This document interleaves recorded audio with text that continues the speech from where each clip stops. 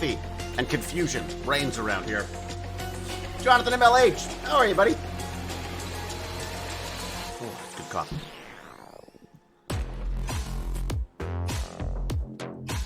Little music to get us started. And then I'll stop it, because you know me, I'll be dancing the whole time. I've got crazy adventures to share. I was sort of on track for 2:30, and then there was a knock at my door. Dun dun dun. And I've got a story to tell about that. But I'll wait till people get here. Hang on 1 second.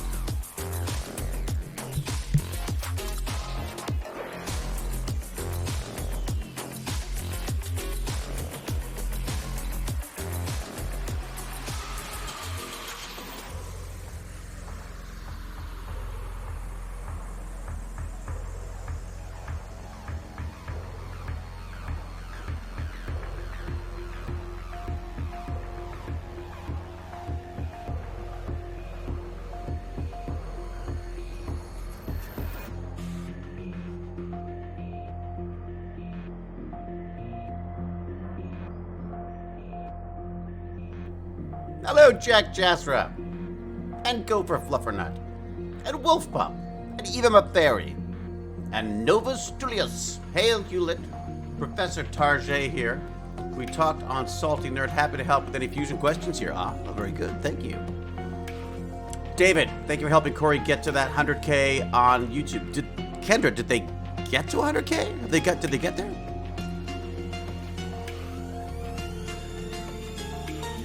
Bump, bump. Bump, bump.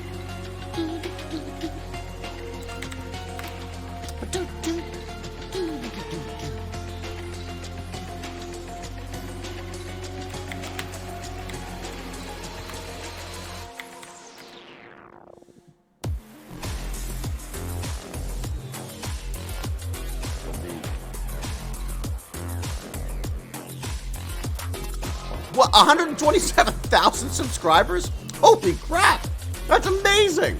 I did nothing. I'm thinking Jack Sparrow did most of that. Oh, that's so good. That's great. And Frankenberries, thank you very much. And welcome. Paperclips, thank you. And, as always, welcome. If we say Malventano a few times, do we get a nuclear fission guy too? There you go. Yeah, I got them all. Neon White Slug says howdy. Howdy to you. Who else we got here? Babylonian 51, hello. Trabaro, did you ask GPT chat how to sell Tech Bandits coins? That's a good point, I should do that. If we say Malventine, yes, we've done that. If we're dancing over here, we're all dancing over here, that's good. Hello, reached, Even Fair reached 170 subs this week. Boy, you gotta get Jack Sparrow to step in and do like a promo video for you. That's just be the way to do it. Kyle has sent me some cool stuff on Fusion as well. And what else we got here? Now I have to tell you my story. Ooh. Do we have like scary music? We need like scary music. Let's see what we got. See if we've got any scary music. How about scary? If I put scary music, Ultimate Halloween Party Album, Scary Experience. What about that? Sinister, Scary. Oh, how about this? Let's see how this works. Something went wrong. Couldn't find the songs. What is that? Do I have to like? I have to be. Oh, I got to upgrade or something first. Oh, I see. I just want scary songs. Is that so hard? Any of these? No, not allowed them either. Scary Experience. I'm allowed those? No. Won't let me do any. Won't let me do any of the fun stuff. I guess I've got to like sign up before they'll get. Oh, that sounds good. Sounds pretty creepy. There we go. There's some creepy music in the background. Okay, so Dad says hi. Hi, Dad. So I was preparing to come down to talk to you today, and there was a knock at the door. A terrible knock. Like, well, it was actually a knock. Actually, my Ring doorbell went off. But and of course the dog goes crazy. And I go to the door, and I'm like, first thing, I didn't even look up. I was like, I don't give at the door. I just don't give people money or donations or anything at the door. I just don't do it. Like, it's just, there's too many scams. I want to be able to go to a website, figure out what I'm doing, and then that's how I get my money. I'm not gonna do it at the door, or I'm not gonna buy anything. And there's all that weird thing now where they like send kids around to sell their crappy goods and on a commission and stuff, and it just seems awful. Anyway, so basically my first response to anyone at the door is I do not give at the door. Don't do any donations at the door. Anyways, Then I look up. It's the police. I'm like, oh, God. Immediately thinking, what have I done? What have I done? What could I have done? Is there something I could have done by accident? What have I done? Because, of course, naturally, I have a guilty conscience about these things. So, I answer the door. And he says, there's been a home invasion down the street. And we're wondering if you've got any video footage. And I'm like, what? Of course, immediately racing through my mind, I'm like, oh my God, we're all doomed. This is an awful thing to say, but then I found out that it was a house down the street that we sort of already know about because there have been a lot of problems at that house before. So horribly, like the horrible person I am, I kind of relaxed a bit because I was like, oh, that house. Well, of course people are trying to break into that house. There's all sorts of God knows what going on there. Anyways, and of course I said that out loud, and Jane's like, David, I'm like, oh God, I mean, sorry. I'm immediately in confession mode for the police. I'm confessing for someone else's crimes for them. I'm actually not confessing for anybody. I didn't give anything away or anything. But I immediately start like doing my whole judgmental call on like, oh, that house. Oh, like I was like, oh, that makes sense. All right, let me just check the video. Anyways, but how wild is that? The police show up now, and they will ask. I mean, I guess you don't have to give it, but I was like, why not? Look, if I can help solve a crime, citizen, if I can be the Batman to their Robin, then I'm there with my surveillance. So we're going to send them some footage of this really nothing that we've got, but on the off chance that there might be something there that's usable, we're going to send them some stuff. But what was funny to me was he's asking for digital footage of potential, incidents. They actually have the people. Like they're like, these are the people we have as our, like they literally have like mugshots of the people that they think are the people who are responsible for it. And so I'm like, well, I'm like, okay. And then I noticed that he's taking notes in a handwritten notebook, and I laughed. I said, dude, can't they get you like an iPhone or something? Like, he's like, oh no, I have an iPhone here. I could use an iPhone for my own stuff, but the force hasn't switched to digital yet. He's literally asking for digital video footage of a crime, and then jotting down notes in a little handwritten text thing. Which I just think is like that's I guess that's kind of like that's like the Blade Runner future we'd all dreamed of, like where there would be everything would be done digitally and stuff, but people would still make little, unicorns out of pieces of paper, and that we're this weird hybrid world of like old school notepad taking detectives and at the same time asking for digital surveillance from our various different, Nest or Wise or whatever the cameras are. And of course our neighborhood is just peppered with these things. Like we've got people are sharing footage all the time. Like, hey, we noticed a suspicious looking cat. Does it belong to anybody? Whose dog is this? Is this a friend of yours? It's my mom. So there's a lot of that stuff going on here. But anyways, I just thought that was kind of interesting. That's my very long and complicated excuse for why I'm for once, very late. Anyway, so there you go. That's my story. Exciting, isn't it? Someone should make a movie out of it. All right, what have I got? I'm gonna get rid of this music. It's just creeping me out now. I'm in the basement by myself. I really don't need this music. Okay. I was going to have to sketch a 25 pages per second to get a copy of your video. Exactly. Nova Stilios. They're like frantically trying to do little flip books of what we've seen. Well, it's easy to destroy the note when they need to cover stuff up. Ooh, Doobly. Ooh, the jaded Doobly. Randy the Magic Man. Getting serious Del Toro vibes with the music and you explaining the story. It's funny, I just had dinner. I literally just had dinner with... I didn't actually say anything on social media because I was like, this feels like such a flex. But I was like, I had dinner with Guillermo del Toro the other night. Guillermo del Toro and Vincenzo Natali, and Mark, who was the co-directed Pinocchio with Guillermo, and Miles. It's just a great evening. It was such a great evening that I didn't even bring out my phone, like not even to take a photo. I just so. As my little sister would say, I'm sure. Well, you could have just made it up then. David, I just came by to say good day. Well, Codella Lona, holy mother of long names. Hey, Cody. Cody La. Well, thank you for coming by and saying hi. I'm gonna watch Pinocchio this weekend. I would, yeah, on Tiny Tech. It's just beautiful. It's absolutely just I like. You almost want to watch the making of first and then watch the movie just to really appreciate just how much work and effort went into this because it's all stop motion. It took them like 16 years to make or something crazy like that. I'm good, thanks, Chrissy. How are you doing? Gaminator, hello to you. All right. I guess we should drag in some tech bandits now. See what's going on. Do some little talking about Artemis and this new fusion tech stuff and all that jazz. Let's see what's going on. All right. It's all right. What do we got? Here we go. Vibepups in the chat. Actually, it's possible that Lance may not be joining us today because I think he's had some storm issues and stuff, like crazy weather stuff. How are you, Vibepup? I'm doing good. Woohoo! Did you hear my story of terror? Yeah, the police came up to your house. Police. Yeah. And I told them to go away and stop soliciting on my doorstep. I didn't actually, but I almost did. So what's up? Anything exciting? What do you got for us? Playing Ark again. Oh, you are? That's really it. What brought you back to Ark? I don't know. I just couldn't have thought of dinosaurs, and I was like, why not? Yeah, that's it. I mean, if you're going to do dinosaurs, Ark is a good way to do dinosaurs. Priest DK1 says, just wanted to say hi from Denmark before finding the bed. Well, I hope you find the bed, because it's very bad. If you lose your bed, it's very uncomfortable to sleep without it. Thanks for dropping by. Get some good sleep. Sleep well, my friend. Detective Hewlett has a good ring to it. I know. I like the sound of that. Detective Hewlett. Hey, what do you got, kid? So you're back on Ark again, and it was purely just because you were thinking about dinosaurs? There was no YouTube video or anything that drew you there? Actually, no YouTube videos. I just kind of thought of dinosaurs, and like, dinosaurs are pretty cool. They're like, it is kind of insane to me that we lived in a world, I mean, before we showed up and, made everything go extinct. But there was, I guess dinosaurs were before that, but, that we lived, on this planet, lived like giant freaking monsters from movies, basically.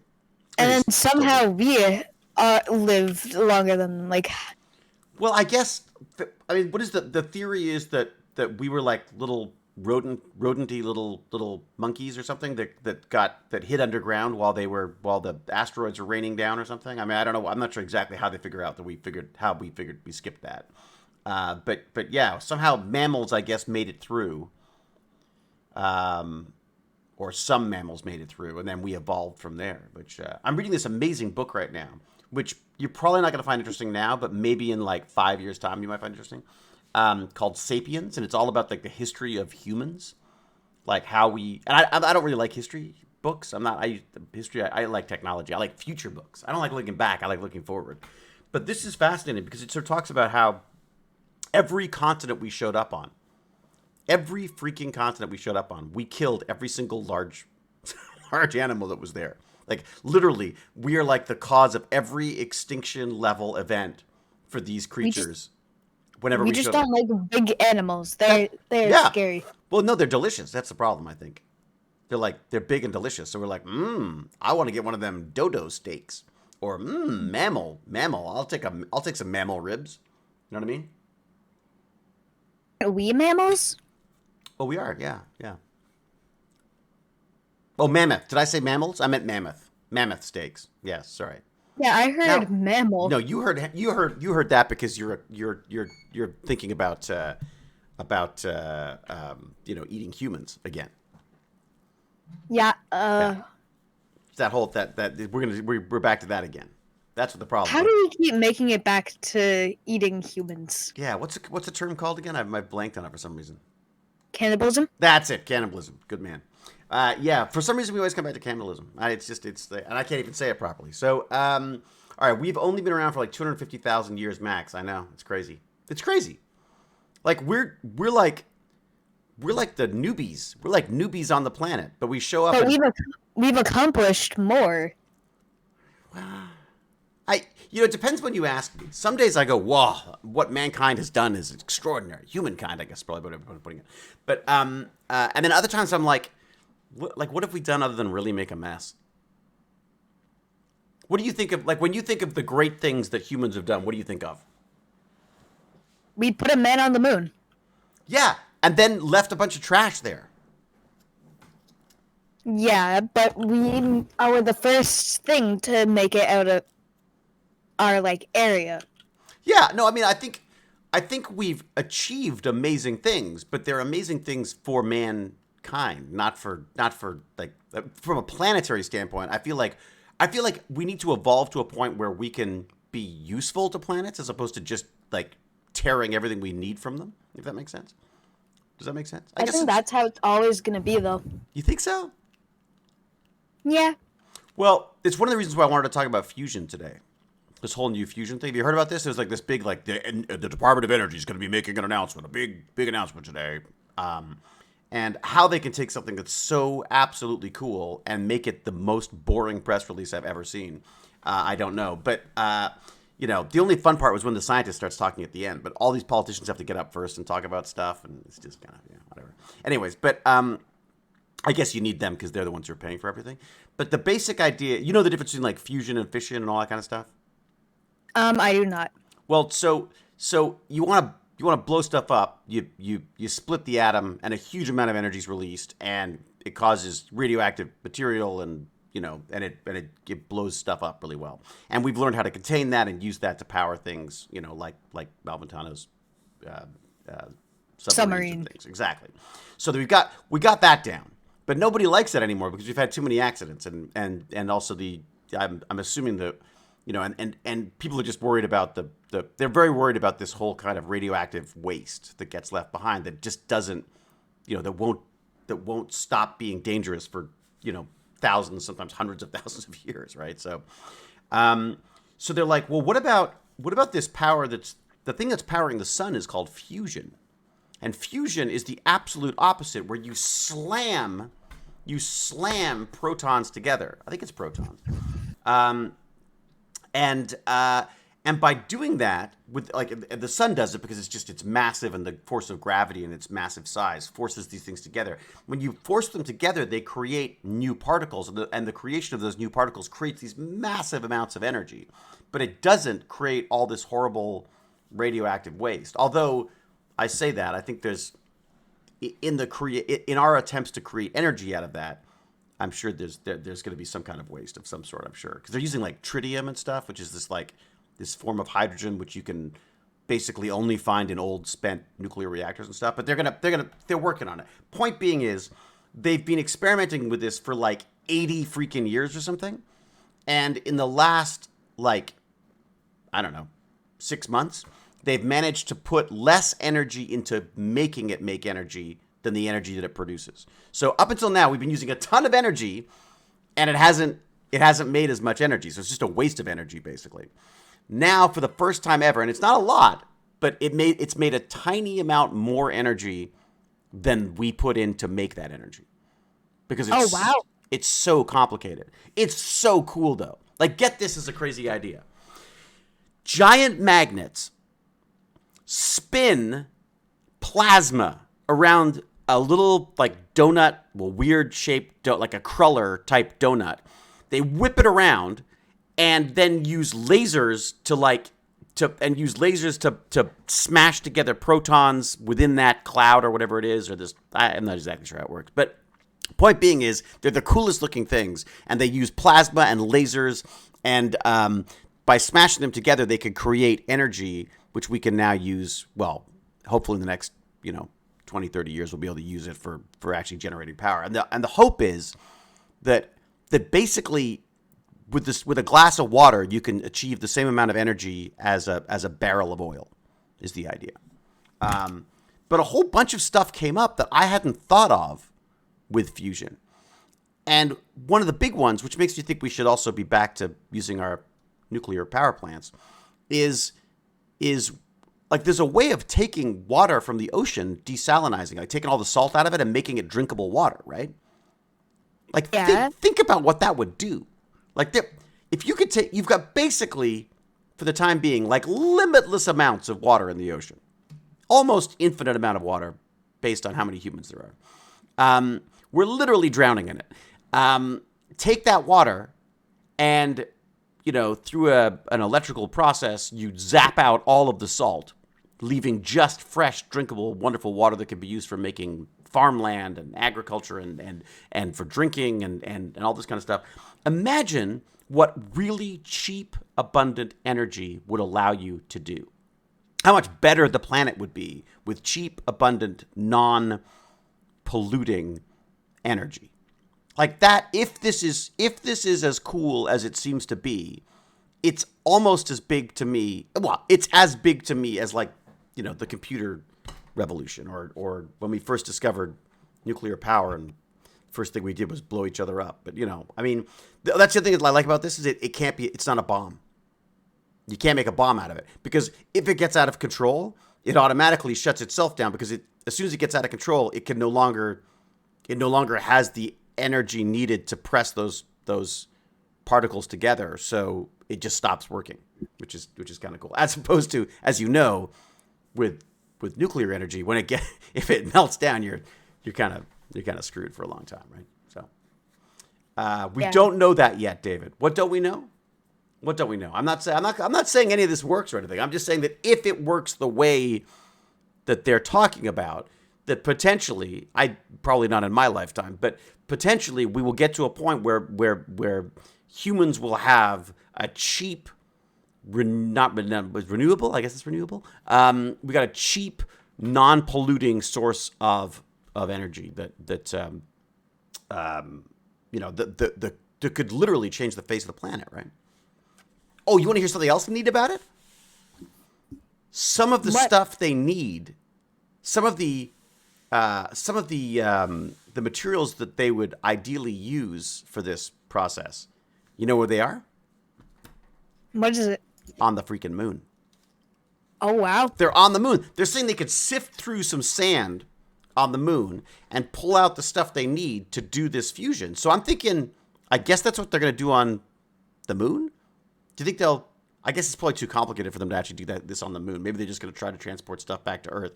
I think they'll just bring it back here. Well, and that's the whole point of this Artemis thing, right? Is to set up a base on the moon so that could be our jumping off point to other planets, all that kind of stuff. Which I'm still not sure is a great idea. But that's, I'm just a grumpy old guy. People say, why don't I think that's a good idea? I say because I'm old and grumpy. That's probably true. Well, no, it's definitely true. I know that. Cheap, limitless source of energy. That's what they're promising. But that's also what they promised with nuclear energy as well, right? I mean, which I got to say, I think we should be using that as well. I don't understand why we're not. But, so K McCabe, what are you saying that I don't know yet? What is it that we don't know yet that I should, am I making claims that I shouldn't be making? It's that one type of helium, right? Well, it's like helium with extra electrons or something. I can't remember what exactly it is, but it's like helium with it's like this helium-2, this helium-3. Was it deuteronium? Was it? What's it called? Helium isotope. That's it. Helium isotope. That's the word. Wait, David. Yeah. If nuclear power does all that bad stuff when it stops, how will we stop it? Well, because we're controlling it. So we're controlling it, and so. But wait, I just want to quickly make more sense on what I was trying to say. If it causes all those bad things when it stops, how are we going to safely stop it? Oh, you mean sorry? Well, okay. So the whole point of it is it's basically it's like a controlled explosion, right? And we can control, as long as everything's working properly, we can control how much or how little of that is happening. The problem is when something like in Japan happens, where there's like a tsunami and it floods first off, there's an earthquake that cuts off all the power. So you don't have your pumps working. Then the backup generators kick in, but the next thing that happens is a tsunami that then washes the generators away or destroys them. All of a sudden, you're not controlling it anymore, and it can get out of hand. And what happens is it then melts down. And they have all sorts of fail-safes in place to stop that from happening. But should that, and then you've got gas venting that's radioactive, and also, when it goes wrong, it goes really wrong. I mean, I'd be curious to know how it compares to how many things go wrong with gas and oil all the time, like the amount of pollution and oil spills and wars and fires and explosions and everything that's being caused by oil and gas.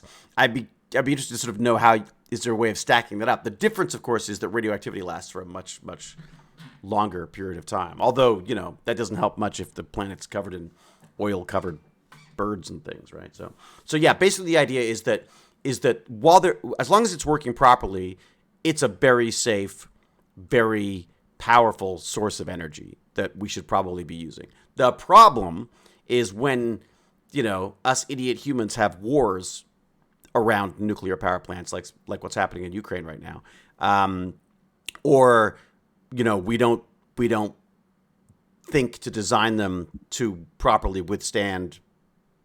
Shouldn't they just say, "Hey guys, let's go over here so we don't explode the Earth"? Well, that was kind of the frustration when I watched a lot of documentary stuff on Fukushima, which were the reactors there were a couple of reactors there that actually I believe melted down. So they got really. No, you go. I just cut you off by accident. That's fine. No, go dive in. What do you know what happened with Chernobyl? What caused all that stuff to happen? That's a good question. I don't remember. I mean, I remember what happened. I don't know what the actual cause was. Usually, it's some human making a stupid choice. It's usually like, oh, we decided to save some money by doing this, or we tried to save some money by doing that. And that's how. That's how a lot of these things happen, is that people try to save some money somewhere or try to cut some corners somewhere. I believe that was the case with Chernobyl. But I'm going by the TV show, which is probably not a good way to go by. This just brought up an amazing topic. Do you think a 100% safe nuclear reactor will ever be a thing? Do you think we'll ever be able to make it? If this fusion thing works out, then yeah. I mean, if they've legitimately done what they seem to think they've done, it seems to me like we could have basically what you're doing is having our own little mini suns on Earth that are contained by giant magnetic fields, which is just freaking cool, no matter how you put it, right? Yeah. I mean, that's insane. The idea that you are literally harnessing the power of the sun, but without burning the crap out of everything around you. So nothing in science is 100%. Oh boy, Cal, Voice of Doom. Hi, Cal. How you doing, Voice of Doom? The hammer is back, folks. It's true. Nothing in science is 100%. And science, and that's the thing about science, is they're very good at making it clear that it's not 100%. Like that there's always room for error in there. I just feel like, we don't want there to be room for error, though. No, we want things to be perfect, but nothing is perfect, right? I mean, except maybe me. But that's, other than that. It melted through the bottom because they didn't have all of the rods and not all of the safety measures. It hadn't been maintained for a while. Yeah, there was some kind of a test they ran and then discovered that in the design they'd used a cheaper material that for some reason I guess exploded or melted or something. It was a bunch of issues there. It's worth looking into though, because it's a fascinating story, the Chernobyl stuff. And how they tried to cover it up, and then, but to be fair, I mean, there was a bunch of cover up in Japan, Fukushima as well. There was a bunch of, it sounds like the company that designed that had literally just gone oh, yeah, we didn't think that could happen. You know what I mean? Like it just seemed like they, again, cut corners in to make this stuff happen. But, oh boy, Zimpac's being granted permission to post a link. What could this be about? Feel free to post it. What do you got? Zimpact. Can a mod check out scientist-produced nuclear fission breakthrough YouTube video from MSNBC? They just showed a great animation of what was announced. Oh, great. Okay, cool. That's cool. I could also try to look that up myself. NBC. I watched a bunch of them. Bill Nye the Science Guy explains it at one point, too. NBC Fusion. Yeah, that's not what I'm looking for. But could you imagine if it got to the point where you could create basically unlimited power for the entire world? I don't know if it's going to be cheap. It's not going to be cheap to start. I feel like that would be like end goal in humanity. Right. That should be our end. That should be our end goal. All right. Let me see if there's a little. Not our end goal, but I mean like that should be our end goal in the next like couple of years. Is this today's stuff? This was 18 hours ago. Okay, so I'll put that in there. Hey, David, it's Alan. Alan, how are you, buddy? Malventano. Hey, so did we add up 3 times? My ears, three? my ears were burning. Did we get 3? Did we get 3 Malventanos in there? I don't know. I think we might have. I think you might have. Yeah. So I saw the notification, and I was doing some other stuff, and I was like, oh, let me look at that notification. Oh, fusion power. What is that? Oh man, I wonder how many times you said Malventano. Okay. So then I jump on the Twitch, and like right as I jump on the Twitch, you're talking about Chernobyl, and I'm like, oh, okay, he must have said Malventano. All right, let me. No, well, Chernobyl came up because actually this was Vipup's question. Vibepup, you want to ask Malventano about this? What was the question? I forgot the question. How did Chernobyl happen? Like, what went wrong that made Chernobyl? Oh, I can try to distill it into the simple version. Yeah, that's what would, yeah. Like, okay, as if you were talking to me, Malventano. Well, I mean, okay. I mean, I can amp it up a little bit because it's Vibepup here we're talking about. Right, so, yeah, you're right. He's a little sharper, right? There's a little more superior intelligence to be involved here. Yeah. So, the gist of it, you have to put the failure aside for a second first. And first you have to understand that the way reactors work is that you can't easily, like, turn them down and then turn them back up. So in other words... So you can't turn it off and turn it back on again? Well, you can, but there's a catch when you try to turn it back on, because it will try to resist you turning it back on depending on how long it's been off. Now, I'm extremely oversimplifying, but if you're at 100% power and then you drop down to like 20% power, and then you wait a couple of hours and then you try to go back up to 100% power, it's actually going to fight you. Why does it fight you? Because some of the decay, you have this reaction, right? And then there's other things that decay from the reaction. And some of those things actually absorb neutrons and interfere. Right? And so if you're making 100% power, you're making so much power and there's so many neutrons flying around that you're actually burning out those things as they're being produced. But then if you reduce how much power you're making, now there's less neutrons flying around, but you still have the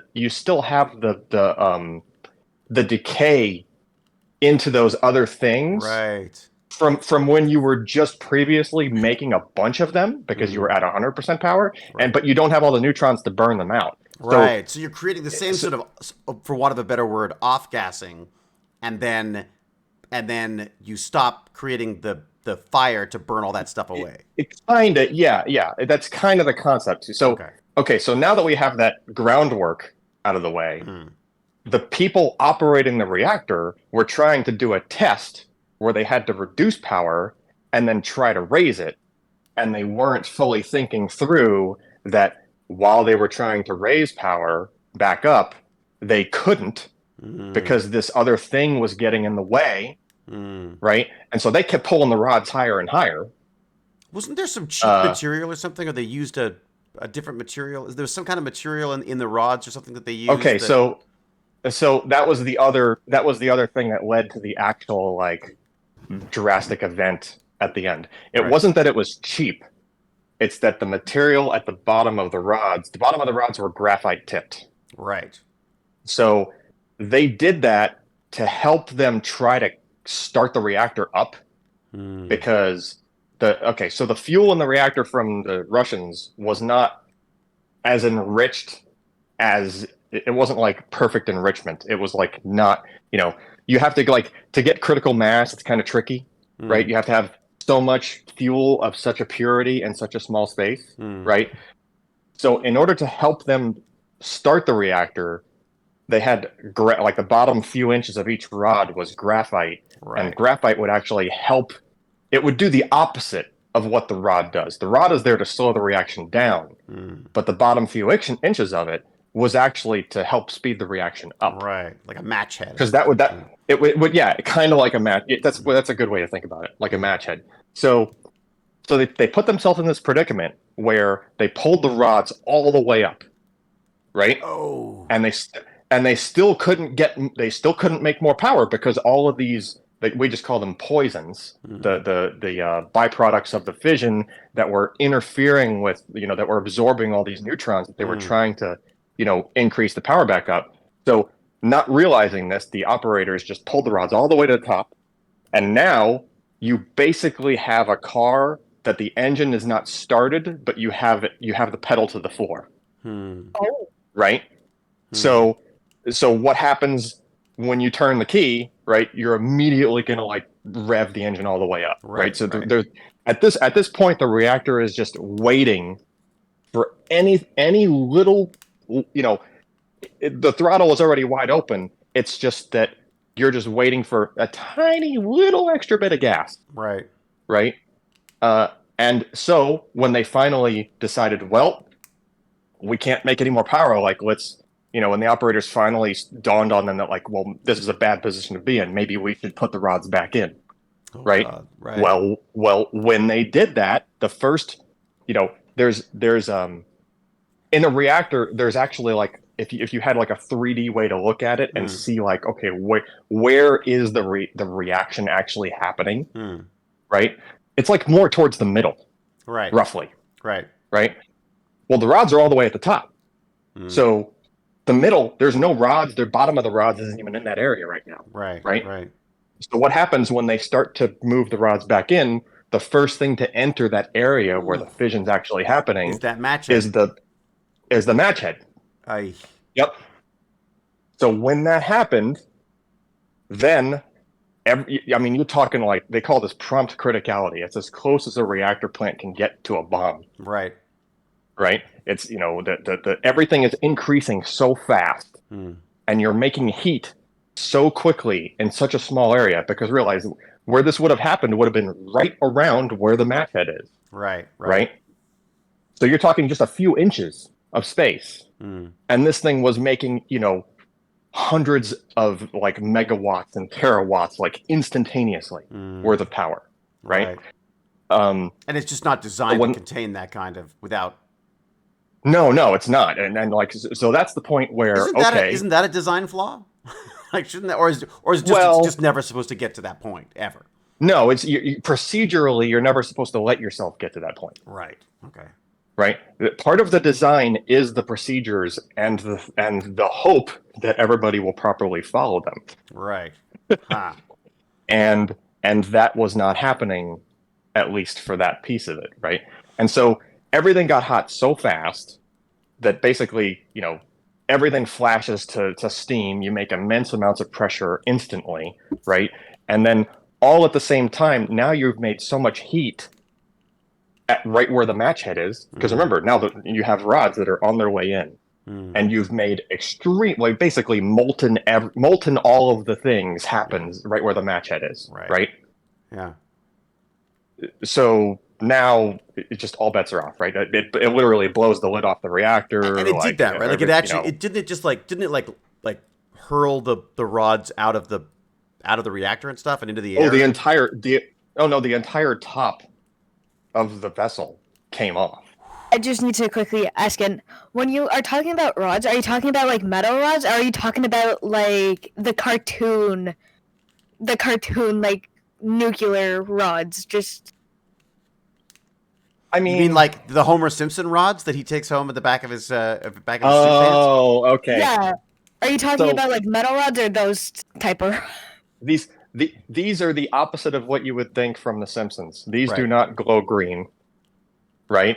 They are actually they don't glow anything. They stop the glow in a way, don't they? Isn't that the point? They're the opposite. They are designed to get in the way of the other things, so that the other things don't or will no longer keep glowing. It's like if a pot is boiling over on the stove and you throw a spoon into it and it stops it from going over. I've That's actually never basically had it. that. I always think of it like that. Like they put the rod. That's the only way I can remember to put rods in is supposed to take rods out. Because I always thought you took the rods out and that would stop the reaction. No. Yeah. I was. Yeah. So yeah, it's just a chain. It's just a chain reaction, right? And then when you have, a uranium breaks into a bunch of pieces, some of that stuff is neutrons, right? And there's actually a reason that you have like water in there and stuff. Like the water is actually important, and like graphite is actually important. The reason that the graphite acted like a match head is because graphite helps to slow down neutrons. So if you have a fission and the fission spits out neutrons, those neutrons are going too fast to cause another fission.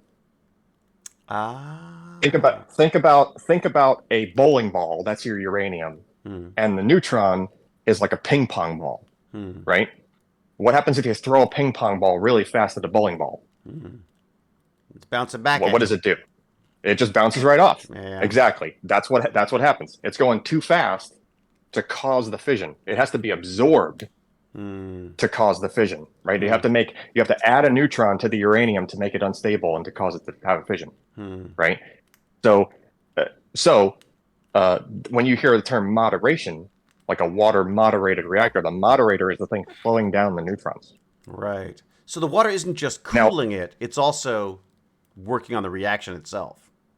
In the case of a water moderated reactor, yes. Right. And that's why water moderated reactors are considered a lot more reliable. Like there's no graphite in like like Navy reactor plants and stuff. Were the Navy ones, were they water? Yeah, they're all water. Which sort of makes sense if you use them in a sub. I feel like that. Well, so just think about this from a stability standpoint. Like, what happens when water gets hotter? Like, what happens to its density? What turns to steam? It just expands. It's what do you... Well, even before it turns to steam, right? It gets less dense, right? You heat it up, it gets less dense, right? Yeah. Well, if it gets less dense, guess what? There's less of it around to slow down the neutrons. Yeah. So if you boil off that water that's supposed to be slowing things down, you've just sped things up as well.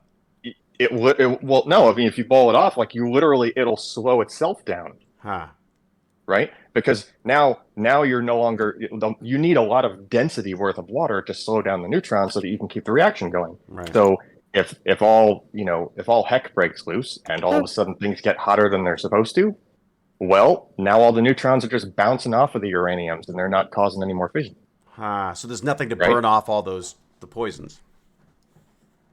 Well, no, there's nothing to be around. There's nothing to be slow enough to cause the reaction to continue. So it'll slow the reaction down.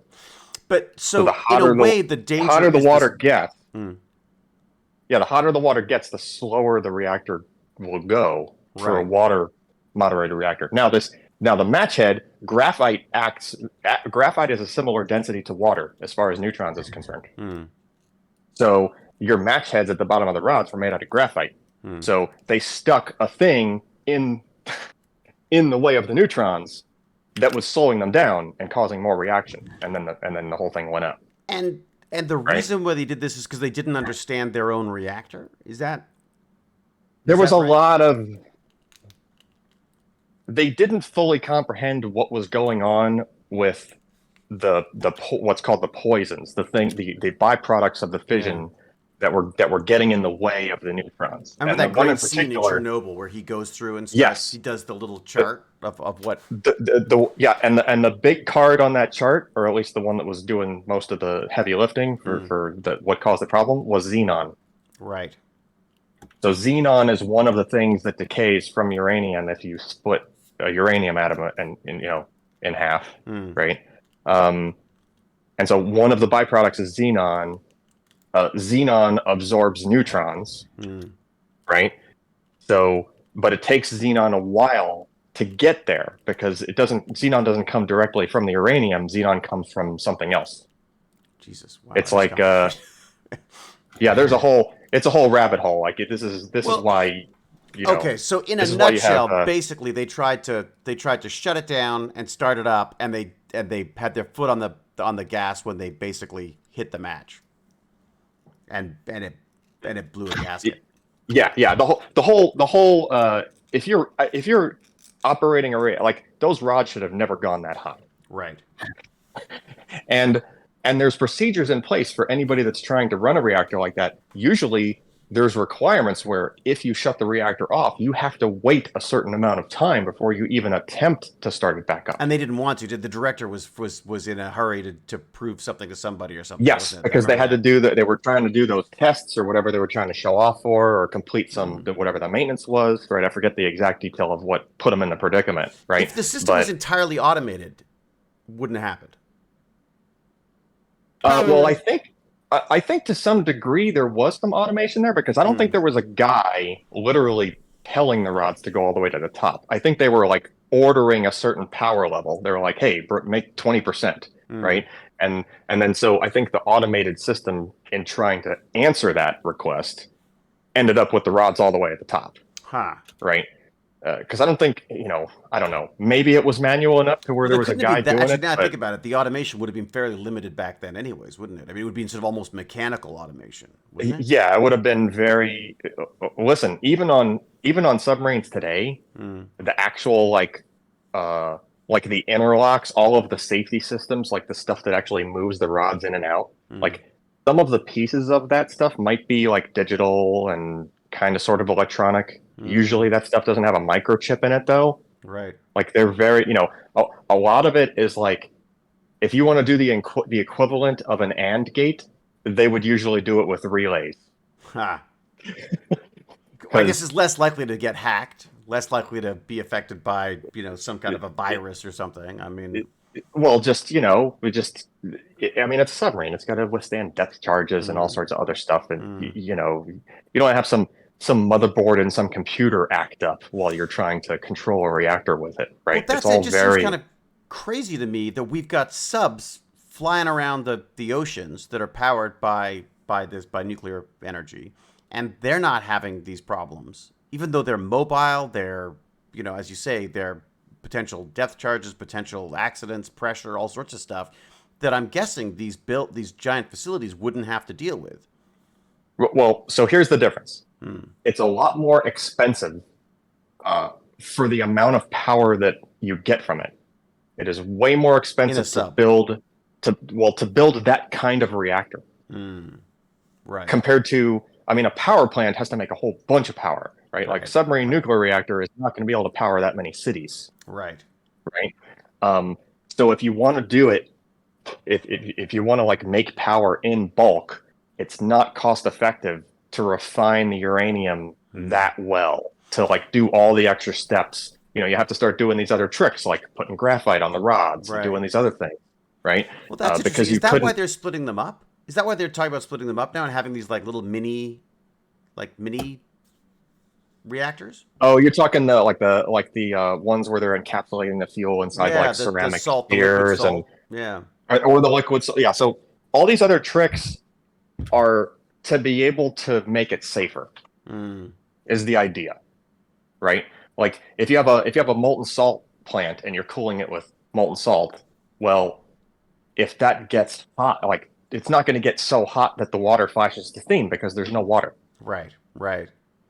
You can keep cooling. Like that's part of the challenges with a water moderated reactor, is that if something really goes sideways and you end up with a leak and you can't keep the high pressure of the water, because that's what's keeping the water from becoming steam, is it's under pressure, right? Yeah. So if you can't keep everything contained, now you run into an issue where everything turns to steam, and now what? There's no water left. Right. You're not cooling. You're not cooling nothing off anymore. Issue. Fukushima's issue was that, and they had to vent. Yeah, you need you need cooling water, and you have to keep getting water in there, and it's just going to immediately try to boil off. The more if you think about it, if you put a pot on the stove and you turn the stove on and you haven't yet added any water, right, and you let it get freaking red hot, and then you put some water in it, the water just dances on the pot.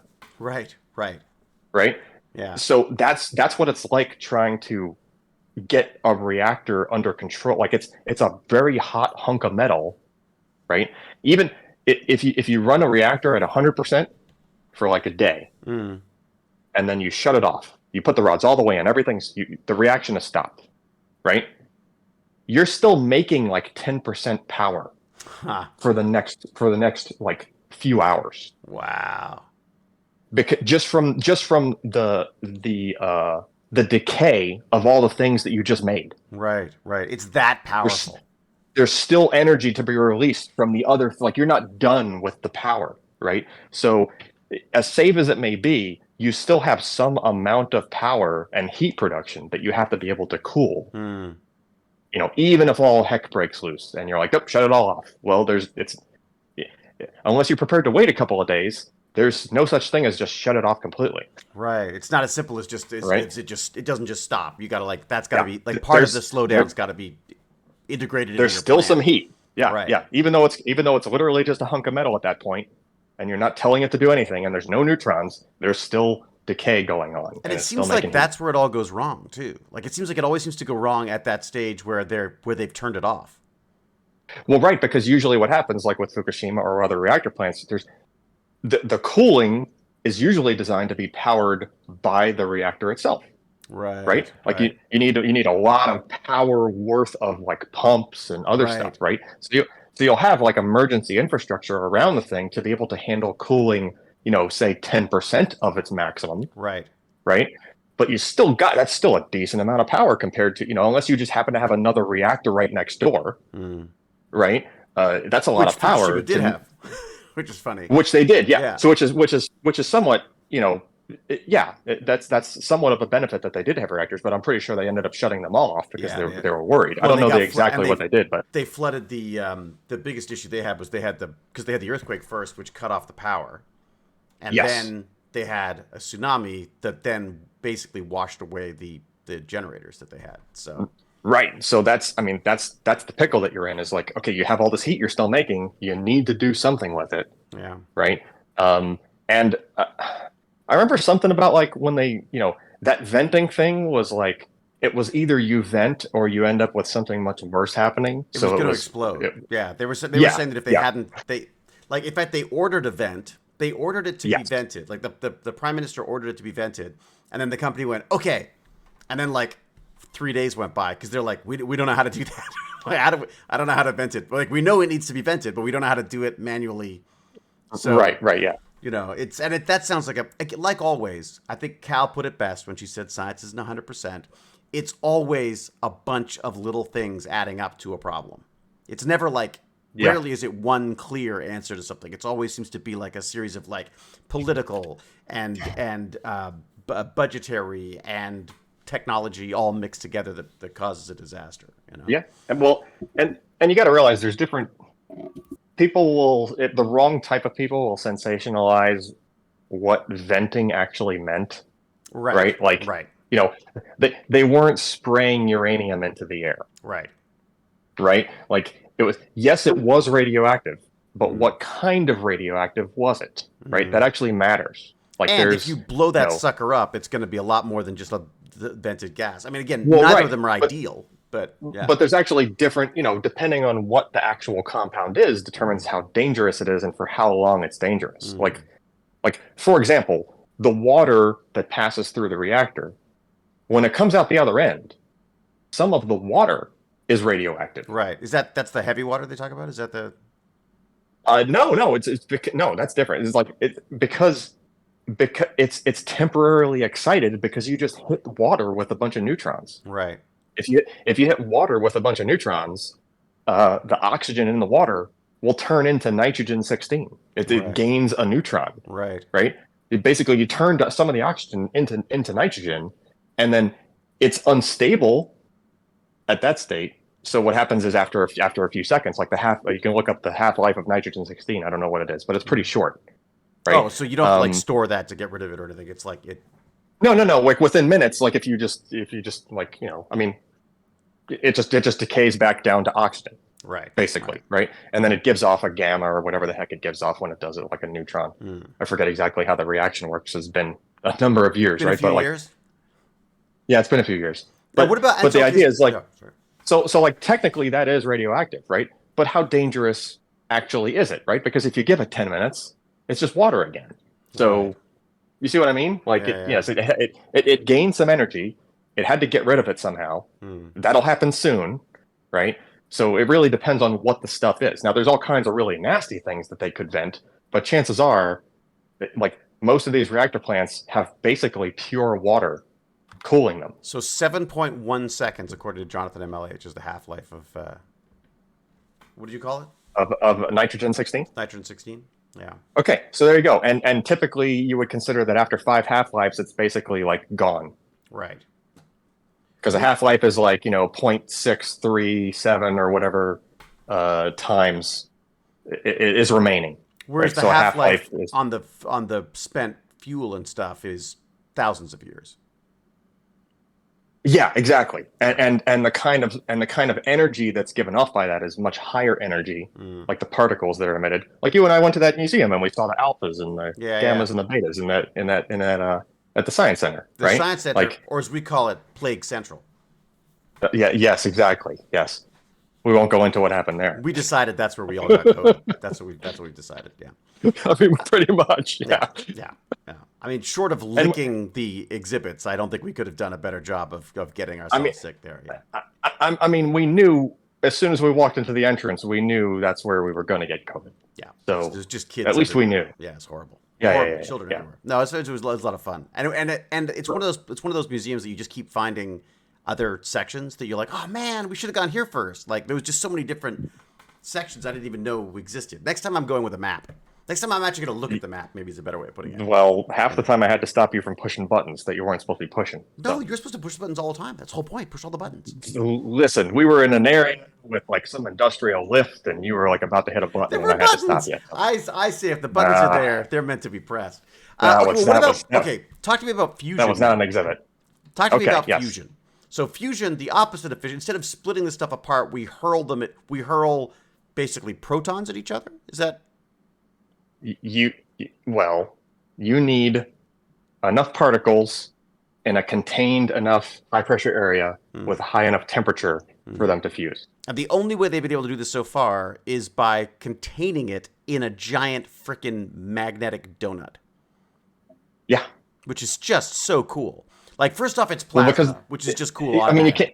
Yeah, I mean, you can't like stick it in a container because it's so freaking hot it'll melt the container. Yeah. Right. So it'll literally melt anything. Like, I don't think there's anything that exists that could contain it. Right. I mean, it's literally the sun. I mean, they're worried about even though they're containing it within a magnetic field, there's still the container that houses the thing, and they're still worried about that melting, even though it's not even being touched by it. So they're trying to they keep it at bay by keeping it away from the surface of these donuts, for want of a better word. Yeah, because you have to have a surface somewhere because there's like magnets that's got to be inside of, right?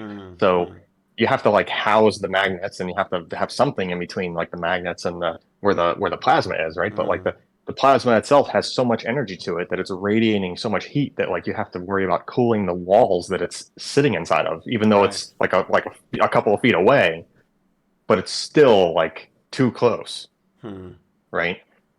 You know, and like the material science is amazing that goes into that because you're worried about like, I mean, that has to be a material that can withstand crazy high temperatures, but also, I mean, you know, like it's getting hit with particles and stuff too. Like there's these crazy shapes too that they're having to simulate these crazy shapes to try to get it to bounce the right way and to maintain its, maintain that force of that plasma all stuck together, in a nice little stream that's not going to go wandering off and melt everything. It's just the new designs. The new designs are pretty interesting when you see the magnets that are like in all sorts of these odd shapes. Yeah.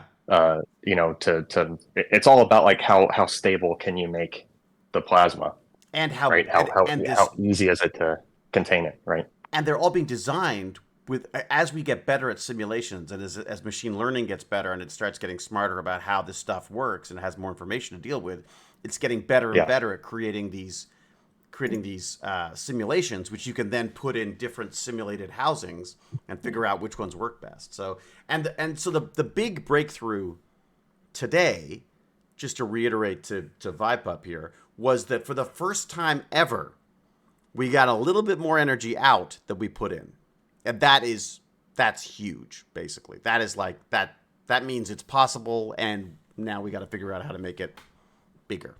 And now you have to figure out how to actually do it in like wide scale. How to scale? Yeah, not only do you have to scale it, you have to be able to run it for long enough to actually make power for long enough without having to turn it all off and like do maintenance and like fix things that you damaged just by running it.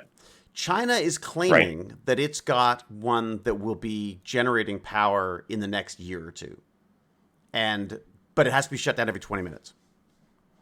Yes, So there's always a catch. Yeah, right? so they got to shut it down every 20 minutes, and they go, well, so how do you stop that from being like, because you're basically to the power grid, you're going like 150% nothing, 150%. Like that's not much useful power for a, you know what I mean? Like, could you imagine that? Like, just it blows all the lights and computers in your building, and then goes off.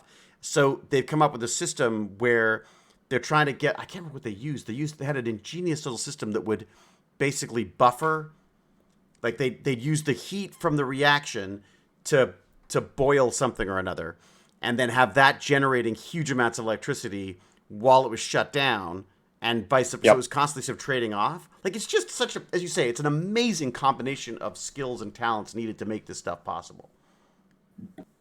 It was probably some sort of salt thing that they were storing the heat in. Everyone loves salt these days. They love that molten salt thing.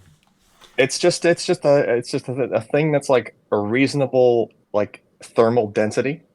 Right. That when it's molten, you can pump it around and like move the heat to different places. So that's helpful for if you want to get the heat out of it. So now you pump it through a thing that's, has some tubes, and the salt goes through the tubes, and then there's like water on the other side of it, right? And then you're boiling off water, and then you're driving a turbine or whatever. I mean, that's what's so funny to me is that all these crazy new amazing technologies all comes down to a freaking steam turbine.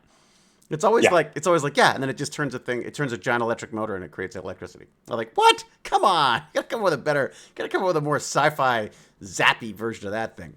But anyway, it works. I mean, what's really funny though, to circle back even to the submarine thing, believe it or not, is that like most of these fusion plants so far, like they haven't even when they're running, they haven't even approached what a submarine reactor can make. Yeah, that's the problem. Is fission is so incredibly good at making vast amounts of energy. It's good at being a hot rock. I just I wish they'd just get it. I wish we could just.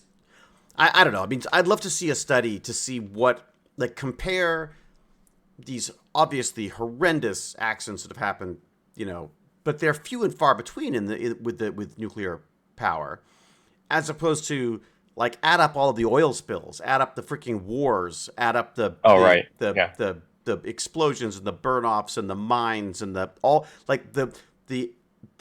cost in human life of oil and gas or coal or whatever the hell else you want to throw at the mix compared to nuclear energy. I feel like nuclear energy is just much maligned, and I feel like, the problem again, the other issue that we get into all the time, which is unfortunate, but we have to consider it, is cost, right? It's got to be, we got to use things that we have access to. We don't want to get into another situation where there's only like one or two countries in the world that have the materials we need to make this stuff work. Right. I'm curious to know if this race for the moon has something to do with trying to get, valuable materials off it as well. I'm sure it must have something to do with it, right? I mean, it is a very interesting mix of like, overheads and like where the overheads are, right? So like for fission, you put a bunch of work in up front because you have to refine this uranium. You have to put the fuel cells together. You have to assemble the whole thing. You have to build the thing, right? But then once you've built the thing, it's basically just like minimal maintenance. It's just a thing that gets hot when you want it to get hot, right? And it does it for years. Put the kettle on, love. Right? Yeah, basically, right? It does it for a very long time. As long as you did it right initially, it lasts a very long time. Well, we've got the can-do here. Like Ontario's run, like a huge chunk of our energy comes from the but it's like there's not even a lot of overhead. Like while it's running, it's literally just, you don't even need a lot of power to like start it or anything, right? Mm-hmm. And then now you flip it to the other side to fusion, right? There is an insane amount of power. Yeah, when it's running, it's just going back into keeping the thing going.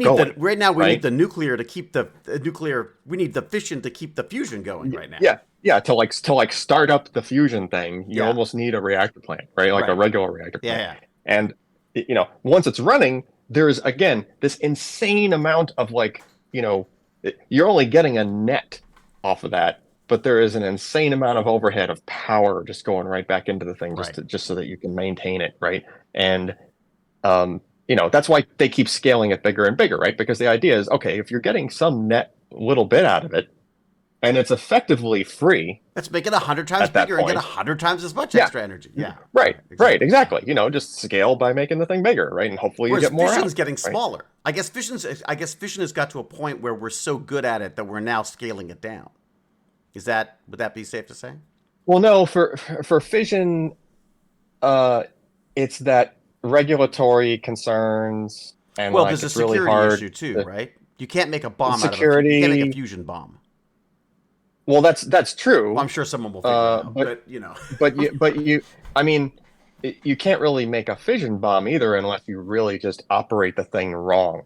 Right. You know what I mean? Like, or you don't properly, like, yeah. There's I again, right? Like the one on submarine is designed. Obviously, it's a smaller reactor. It doesn't make as much power, but it's mm, designed in such a way with so many extra, so much went in at the beginning, which made it cost more to build, but mm. to make it safer, Plus we've right? got Like, Malventano's running it too, right? So that's got to make it safer well, right I away. mean, listen, I had a one time I caused it to like invert, like not inadvertently. I caused a safety thing to like, it was like I tried to do something, a move, and like the system kicked in and was like, "Oh no, Junior, you're not doing that."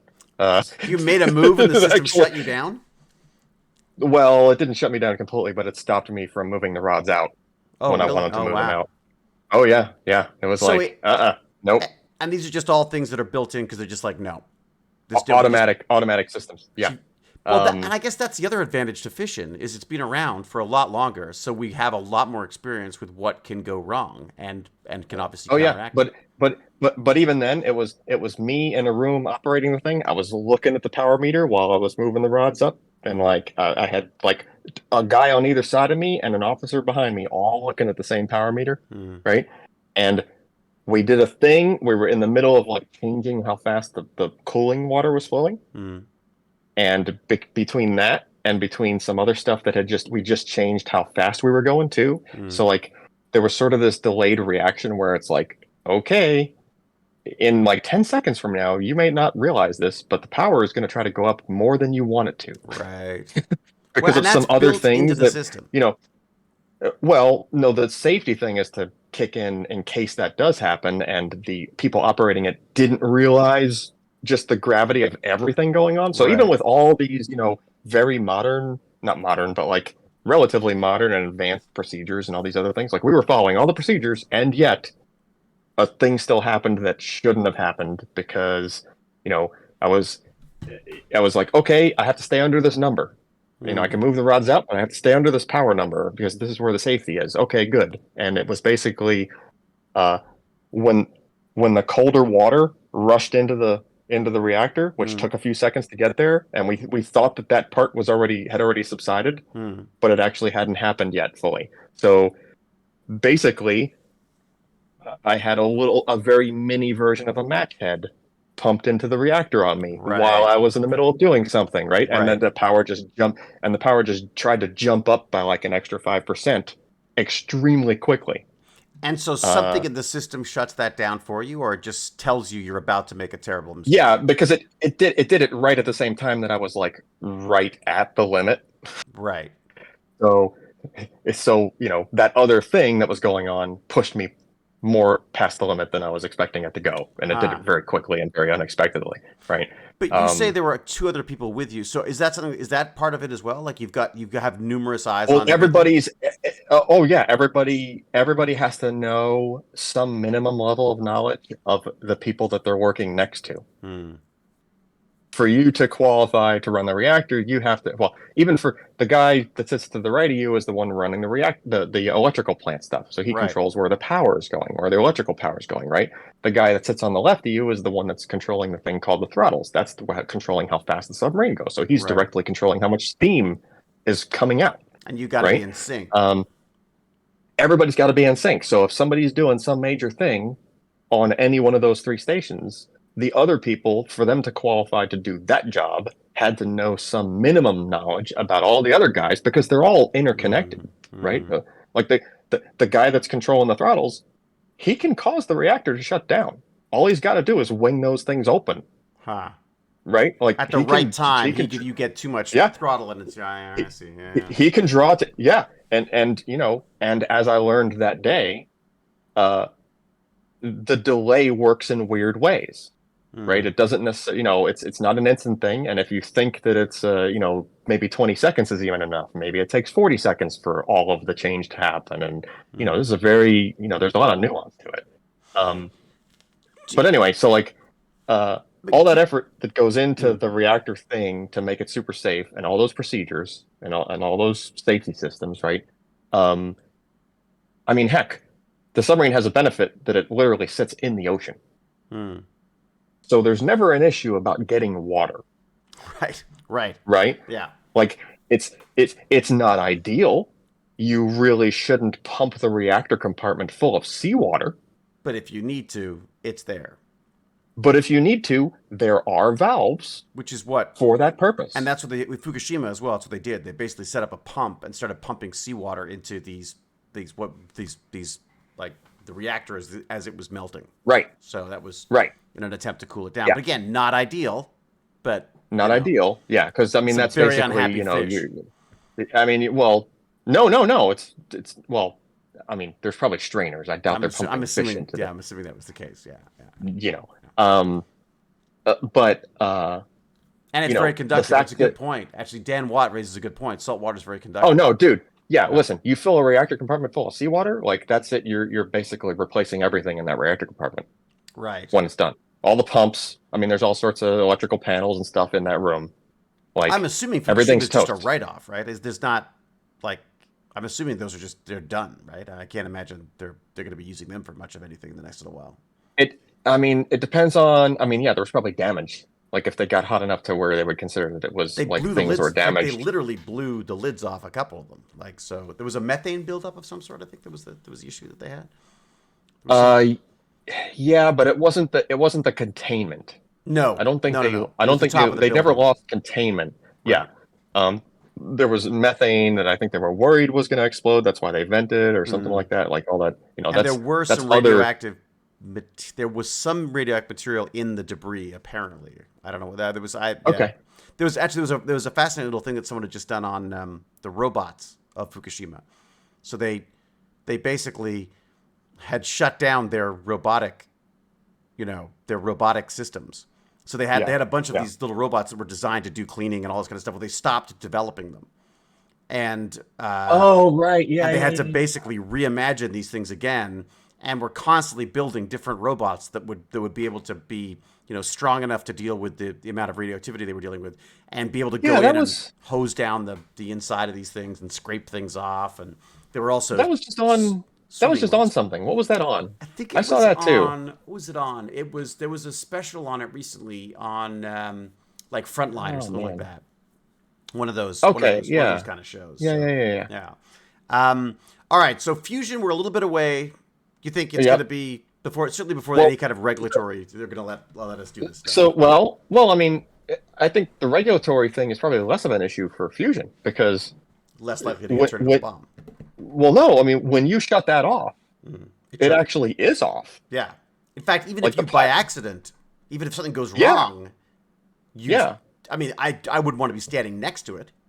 But yeah, I mean, the worst thing that happens is you shut off the plasma in such a way that it, like, you know, slightly damages the housing or something, right? But it's not like you know, you can shut it off and it's not radioactive. That's the key, right? Like you don't have to worry. Although they're saying there was some kind of I guess in their attempt to make power out of it, they need some kind of a sheathing that they're saying can become radioactive itself. There's some kind of because I guess it's flinging off, is it neutrons the whole time or something? Like there's some kind of yeah.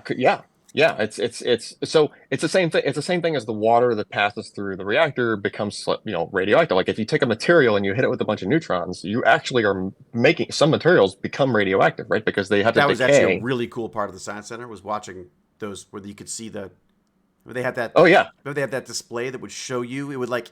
I can't remember what was it hitting? It was It hitting. was it was an alcohol. It was a wait ammonia or alcohol vapor. Oh, so It cool! was You could literally see acetone. these things going, like you could see them being Yeah. hit. It No, was you amazing. were looking at literally cosmic rays. It's really really neat. Anyway, Yeah. that's yeah. Yeah, I mean those were things that made it through the atmosphere and then made it down into that thing, and it was sensitive and lit in such a way that you can actually see them, Hmm. right? It's, You know, and that was like actually one of my standout favorite parts. oh no, yeah, you can even make one of those. Could I? That's like a DIY kind of thing. Could I I mean, it's a little DIY bit without advanced. getting in trouble or blowing up the basement? I think so. Oh, okay. All right. I'll look into that then. I That's think good. I think Yeah. so. Okay. There's a what's that guy that's always doing the crazy projects in Mark Rober? no. There's a couple of guys there's a guy that's always doing really crazy sciencey mechanical things. He has like his own mini electron microscope and he does stuff and he makes Oh, all kinds of unique projects. But then there's a different guy that's in the same vein and you've narrowed it he down to usually like does a quarter of the YouTube. there's Yeah. but no there's like two really Practical crazy engineering? out there. One owns practical engineering. The other one is a guy that usually does like speakers and like other kinds of stuff, and I think he made one of those chambers Colin himself. Furs? No, Colin Furs didn't do it. No, not Colin He Furs. normally does. He does different kind of stuff. Applied Colin Furs science builds says first time Colin chat. Furs. Rotten Johnny Oh, it's says applied applied science. science. Applied Yeah, it's science. applied Okay. science, I think. Oh, applied Yeah, science. Yeah, I know applied science. Okay. yeah, God, yeah. there's some great stuff on YouTube. He made one, and I just realized my mic I like has that been guy. muted this entire time. Oh yeah. Have you been trying to talk? Yeah, I just tried to talk. Could the guy be Nile Red? He makes a bunch of crazy stuff. Nile He Red. does more chemistry, like chemistry stuff. The applied science guy does like slightly larger scale. Like the Nile Red guy is going to make, if anybody turns water into wine one day, it'll be Nile Red, Old jewelry into right? pure Like, gold. yeah, I mean, yeah, Aerogels. he does all sorts of, Yeah. he does really chemistry, super deep chemistry, right? The applied science guy is more sort of broad engineering kind of stuff. This is my frustration Um, with education. Is I say like, why is my son doing chemistry and not being shown these amazing YouTube videos about the cool chemistry that's possible? Like why are we depending on whoever just happens to be the local chemistry teacher as opposed to just I using the mean, stuff that exists? has that stuff not filtered into like school? It does to some extent, but it's not a specific part of it. Like I feel like I call it the dead poets issue, where every teacher wants to be the magical hero who taught someone their love of whatever it is, and the reality is Yeah, they're better people. Like they can do that by supporting an existing. No one can be an expert in everything. So why would a science teacher be able to be the best at everything in science? Why not allow them to be there to support students in right. their learning, as opposed to having to have that one person teach you? Because some stuff you're going to understand better than others, some stuff you're going to like better than others. So why not just find a video, like find the best video for every single topic that exists in your science curriculum? Although again, curriculum is another issue I have, but and then work from there. Some teachers do it. But it's hard to do too because Yeah. it's like oh, look up a video, first video that shows up that talks about that, great, let's use that. You know what I mean? No, I'm with you. I'm trying to find this video. Where the heck is it? Um, It's one of those poorly labeled videos on the internet, so it's hard. one of them many badly labeled videos. Okay, so Yeah. so fusion, I'm Oh, excited about, here we but go. I'm not sure it's going to be fusion in my life. Tech ingredients. Tech ingredients. Okay, I'm looking it up. Tech ingredients. That's a terrible name. That's the name of the YouTube channel. That is a Uh, nerd but naming the something. but the name of the video is "You're swimming in radiation and you don't even know it." So it doesn't even say cloud Nice. chamber in the Okay, title of the video. So it's a poor name, but Okay. he literally goes through from A to Z. Here's all the things you need to make your own cloud chamber, and here's how you do it. Swimming in radiation and you don't even know it. I've got it right here. Okay. Yep, So there you go. he's an old guy like me. Okay.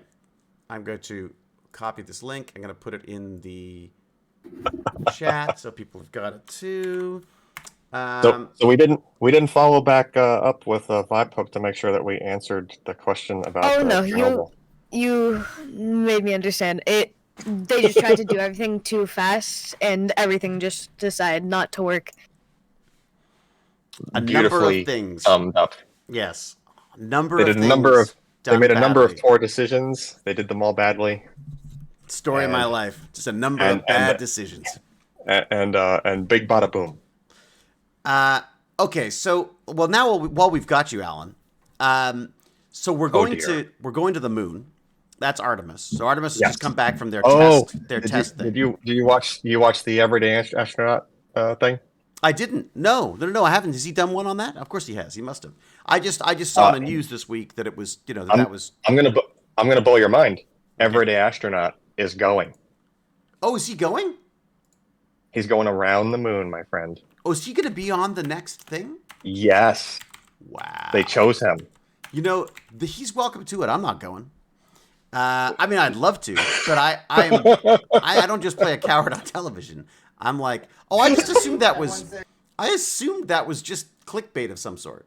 No, dude, he's actually been chosen. He's going to be one of the people. Like, they wanted to choose. Wow. There was I forget who it was. Bill Shatner. Oh, I kind of agree. Unfortunately, yeah. I hate to agree. I like with Bill that. Shatner. I gotta think he's Bill Shatner. I just don't. That just feels like, look, millionaires in space. Yeah, I'm with you. This is much more of a. He's definitely down to earth. Well, and every guy who There's no. I'll probably like the perspective I get from him more than I liked the what Bill Shatner said after he went on the whatever the heck that was the Amazon. It was SpaceX, thing. Wasn't it? Was it SpaceX? No. Not SpaceX. Blue Horizon. Is that what it's called? I think so. Horizon. Whatever. I get confused. But I think it's Bezos's thing or whatever. I guess I would say two things. I suppose the reason why Shatner would be a part of that is because he's probably through his acting inspired a number of people to go into the space related careers and stuff. But I would say possibly that Everyday Astronaut's gone even further. Like I think he's probably inspired even more people into the nitty gritty of this stuff. So I think it's. But here's the thing. There's only going to be so many people on that, and dare I call it a mission, because I mean they're trying to test stuff, and like so. Whoever goes probably needs to be have technical acumen to them, which that's interesting. Shatner acted to be that part, to know all those things, but I can pretend to be. Right? Yeah, I can pretend to be very educated. Yes. Yeah. Yes. Yeah. You were very good at pretending to be extremely my job highly is educated, to pretend right? To be very smart. Yeah, exactly. Even to the point of having an ego about it, which you also did pretty well. My right? son said, "Well, the ego I can do," but my son says when he introduces me to people, usually says he plays smart on television. That's usually how awesome. He prefaces my introduction to people is that, whenever someone says, "Oh, you were on Stargate," he goes, "Yeah, he was pretending to be." He plays one on TV. He plays yes. smart on TV. But I mean, whoever goes on that mission or whatever you want to call it, like they're probably gonna have to do some stuff and like know some stuff, right? They're gonna have to horse that guy up a little bit. That makes sense. And, I mean, get Mark Rober up there too. You know what I mean? Yeah. Yeah, I mean, you need if you're gonna do it, don't just. It's not a tourist thing. You need people, not only, and there's also the piece of the guy runs a YouTube channel and he's really good at educating on stuff. So that's probably going to pay off pretty well for you and I, just as spectators. And from a marketing standpoint as well, like he's got an audience. I mean, what is his audience? I mean, like he's probably got a few. I don't even know. I mean, it's up there because he has good content, so he has to have a decent channel. Yeah, it's 1.36 million subscribers. I mean, it's going to be give it 2 years, and I bet you it's like 5 million or something, right? Because he's going to be doing this content. It's going to be insane. Yeah. Which is perfect. I mean, you need science outreach. You need science communications. I mean, I'd love to see the Steam Sisters in space. They get such a kick out of it too. I mean, I think there's right. I think they're being very smart about it. I just know that it's just not something I get sick in simulations, like let alone you imagine? I'd be like, oh, great, that Stargate guy just threw up on me again. You know what I mean? Like, it's just not. It would just not be. It would not be pretty, and I'd be miserable. I'm tired. I'm hungry. I'd be the last person you want on a space mission. Was the I'm hungry thing not acting? No, God, no. Hypochondria, all that stuff. I'd be like, I think I felt radiation. I would be the absolutely. I think if they invited me, I'd have to say, look, I thank you so much, but that's a terrible idea. A terrible idea. So I would just totally McKay out. Exactly, Kung Fu Monkeys. I would be Kung Fu Monkeys. What a great name. Apparently, I would be totally McKay, except without the being able to do anything. I broke it. Sorry. Was that supposed to come off? Yeah, what's that button? Yeah. Man, this is badly made. It just came off in my hand. Yeah, so that's I just want to say, I feel like what you just tried to say is that she's like, what does this button do? Oh, I already poked it. Yeah. That button I just pressed, what does it do? Yeah. Vibepup, I'm not kidding you. Like, I nearly had to smack David's hand away from something at the museum. Like, I'm not even kidding. What was it? I usually, if I see a button, I generally press it. It was like the back, like there was a loading dock, that's door thing, and it had a button to raise and lower it on the big wall. Red button. Like, why? Who doesn't want to press a big red button? I swear it was the closest I came to just saying Rodney instinctively instead of saying David. I literally was just like almost like, just Rodney, get off of that thing. I just felt that if a child could reach that button, then surely it couldn't be dangerous, right? Listen, it was of sufficient height that only adult children could reach it. Well, that's which is why I had to smack your hand away. Adult children are the worst. They're the most dangerous of the bunch. I was doing a service to make sure it was safe. You're right, Chaotic Entropy. That's exactly right. Oh dear. Hello, Sniper Echo. So here's a question for you. I'm going to ask Vibepup if you don't mind, unless you've got a question. I don't have any questions right now. All right, I've got a question. Okay. We go to the moon. We put up a moon base. How do we power that? I mean, you want the easiest answer? You think it's going to be nuclear? No. Oh. Solar? Solar. You think solar would do it? Yeah. But what about all the dust and the wear and tear, and how do you get all that material up there? I mean, look at how the space station, like ISS, is all solar. Like, look at, I mean. But that's also in space. That's not sitting on a dusty ball of rock. Do you have any idea how good solar panels are at making power when they don't have to go through the atmosphere? When the light doesn't have to go through the atmosphere? How big? I guess my assumption would have been nuclear, because I would have thought, okay, great, it could be self-contained. It could be like a little submarine. We send Malventano up with it. And we just dump that on the planet, and then it's like an endless battery power right there. And then you can use that electricity to do all the stuff necessary to get yourself onto solar and all those kind of things. Yeah. I mean, no. Now we can. Granted, this is a much smaller scale, and I don't know how well this would scale, but we can look at the Mars rovers as an example. So there were some rovers that were solar. Yeah. Right. And then the more recent ones have that big honking little tail sticking out, which is the RTG, right? It's a decaying reactor. So it's not doing fusion. It's just a thing that's decaying, and because it's decaying, it's going to be hot for the next 15 years. Right? Yeah. So basically we've got to be a little bit careful now, because if we want to start setting up habitats on the planet, we want to be careful where we dump all of our stupid old technology that's radiating God knows what out of it, right? Well, I mean, fortunately, those kinds of reactors, well, okay, advantages and disadvantages, right? Advantages, there's literally no moving parts. Right. It's literally a hot rock. There's no control rods. There's no need to control it. It's just a thing that gets hot, and then it uses thermocouples to effectively, like thermocouples and a heat sink, to dissipate that heat. Mm. So either you're taking the power from it that's available, or you're not. Either way, it's still going to stay cool enough so that it doesn't melt. And we don't Is the use idea. that here because of the radiation.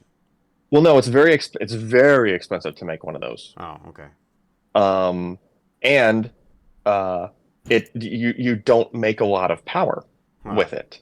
Right. Right. It's just a thing that only gets hot enough to be pretty hot, but it's able to be cooled off by just its surroundings. I mean, heck, the one that's on, the ones that are used on like spacecraft are operating in space, and they're able to still they're making so little heat. I mean, you're only talking like a few hundred watts from this thing, right? So, I mean, the rover has to work like a hybrid off of that thing. It has batteries. And it has the RTG. So the RTG like recharges the batteries, and then when it wants to drive around, it's basically driving around on the batteries and just a little bit of the RTG, and then and then it's like got to park for a while and like recharge. Because the solar, the issue they were having with the solar was they were getting dust on the solar panels, and after a while, it was like forget it. Like, and we didn't know any green men we can call up to squeegee off the solar panels. Exactly. Yeah. Yet. Well, soon enough. So okay. So you think that? So I guess the question I would have with the solar stuff is that. Isn't that a large amount of material and weight that needs to be brought to? No, dude. Solar panels, like the ones that are like space grade, like they literally roll up. Wow. So just like the sails, like the little, like the yeah. They're literally like we didn't like the big solar panels on the ISS. Like we didn't they were not in panel form when they went up there. They were rolled up or folded. Really? Right. So yeah. And as long as you're like if it's in space, okay, fine, right? And if you're going to be one that needed to sit on a moon, well, it's relatively low gravity, so like, or Mars or wherever, like the gravity is not that high, so you can probably get away with. You're not worried about like. You're not worried about it getting messed up, or like if there is a dust, like your concern was what on the moon or on Mars? I think it was the moon ones that they ran out of power because they basically their solar powers, their solar powers, like it's like a superpower. Their solar panels got covered in dust. Was that Mars or was that the moon? I thought that was the moon. Well, it was the Mars rovers that ended up getting dust on their panels. Well, that makes more sense because that's actually got. But if it's a base and there's people there and they can get in spacesuits, like that's a solvable problem. Like you can clean off the solar panels. Right. I mean, that's great. Look, I much prefer that. Like that's like one of my concerns was we just keep like, whatever countries tried to do a landing, it didn't work, and it's like, well, isn't that going to be like a little reactor just like stuck on like a little glowing reactor stuck on the out of the moon's surface now, Right, and that's actually a concern that they have even when they do launches of. If we launch a probe that has an RTG in it, like that's we got a flight path of the rocket has to go a certain way so that in the case they need to splash down the rocket, it's like you have this radioactive thing. It's pretty much just an inert hunk of metal, but you're going to want to be able to recover that, or at least make sure it goes to the bottom of the ocean. Right. Like, Yeah. But again, it's not a thing that's like. Yeah, you wouldn't want to sit next to it for a day, obviously. Right? Because it's actually they actually kind of played with that idea in what was it, Matt Damon, that movie where he's like stranded on Mars? The Martian. Yeah. They kind of played around with that on The Martian, right? Because he has to like throw the RTG. That's the RTG he throws in the back with him when he drives. Right. Like, should he be that close to that? Probably not. Well, they also didn't talk about the whole radioactivity on Mars as well, right? So there's the amount of not radioactivity, sorry, the amount of radiation that you'd be getting on Mars anyways would be, well, actually, and the moon for that matter, right? I mean, you're getting more radiation by being on the moon, yeah, obviously. I mean, the less atmosphere you have, the less protection you have from the radiation, right? Nice and warm spacesuit. Well, warm. Yeah. Yeah. I mean, it's not like cosmic rays are going to irradiate you to death necessarily, like instantly. You're more worried about the hots and the colds, I think. I don't think us space. bags of virus should be flying around anyways, frankly, because I feel that all that's going to happen is we're going to get, we're going to going to get irradiate ourselves, and we're going to have horrible issues with bones and joints, and we're not designed to be in space. I say send the robots. I'm all for robots. I want robots and a pair of goggles at home. That's my idea of space travel. You know what I mean? Yeah. And even then, I'd still get motion sickness, but at least I'd have a little vomit bag there, so I could be driving the rover around, and then you know. I'm still beside myself that SpaceX can have just like an automated docking with the ISS. Oh, I know, it's ridiculous. You know, well, my car hiccups if you run into the wrong cul-de-sac. Still, like I don't know. You know, I'm kind of surprised that they. How's your feeling on the Tesla, by the way? Are you thinking are you gonna keep it? Are you gonna go? You got other. Oh, I'm keeping that thing. We're keeping those until the wheels fall off. Well, you've got a good system too, don't you? You've got like one of the first generations, so you've got all the bells and whistles and everything, right? I mean, yeah, we've got a newer one. My wife's car is a newer one. I've got one of the slightly older ones. You know, hers actually that's the one you rode in. Was my wife's. Right, because you avoided the warranty on yours. Yes, because I avoided the warranty on mine because I avoid warranties. Get this, Vibepup. He took his Tesla apart. Why? Yeah. Just I wanted root access to it, and I had to do some repairs on it. Why do I want to press the button at the science center? Yeah, because I like to fix my own cars. So, you know, and Tesla's not a big fan of that. They want to be able to. They basically want to be able to control every aspect of that themselves, don't they? For the most part, like they're. Benign they've dictatorship. Gotten better. What's interesting about that dynamic is you have these people that are working at the service centers, and most of those, you know, Tesla service center mechanic is not their first job in the automotive industries, right? So like, you know, they've probably come from some other part of the industry, and probably like a third to half of those guys are usually, you know, they're enthusiasts themselves, right? They like cars, otherwise they wouldn't be doing that as a job, right? So those kinds of people are usually like, if there's something that Tesla says you're not supposed to do, like the service center people are usually would like at least halfway look the other way, or like, oh, you did that? That's cool, or like, you know what I mean? Like we're, you know, like Tesla can't support that, but like I think that's cool that you did that, right? Like as an enthusiast, right? Yeah. That's like the e-bikes here. The e-bikes here, they come with like a throttle control. They stop you from they to be an e-bike, you can't go faster than a certain speed. So they will sell you the bike and then say, here's how you take off that.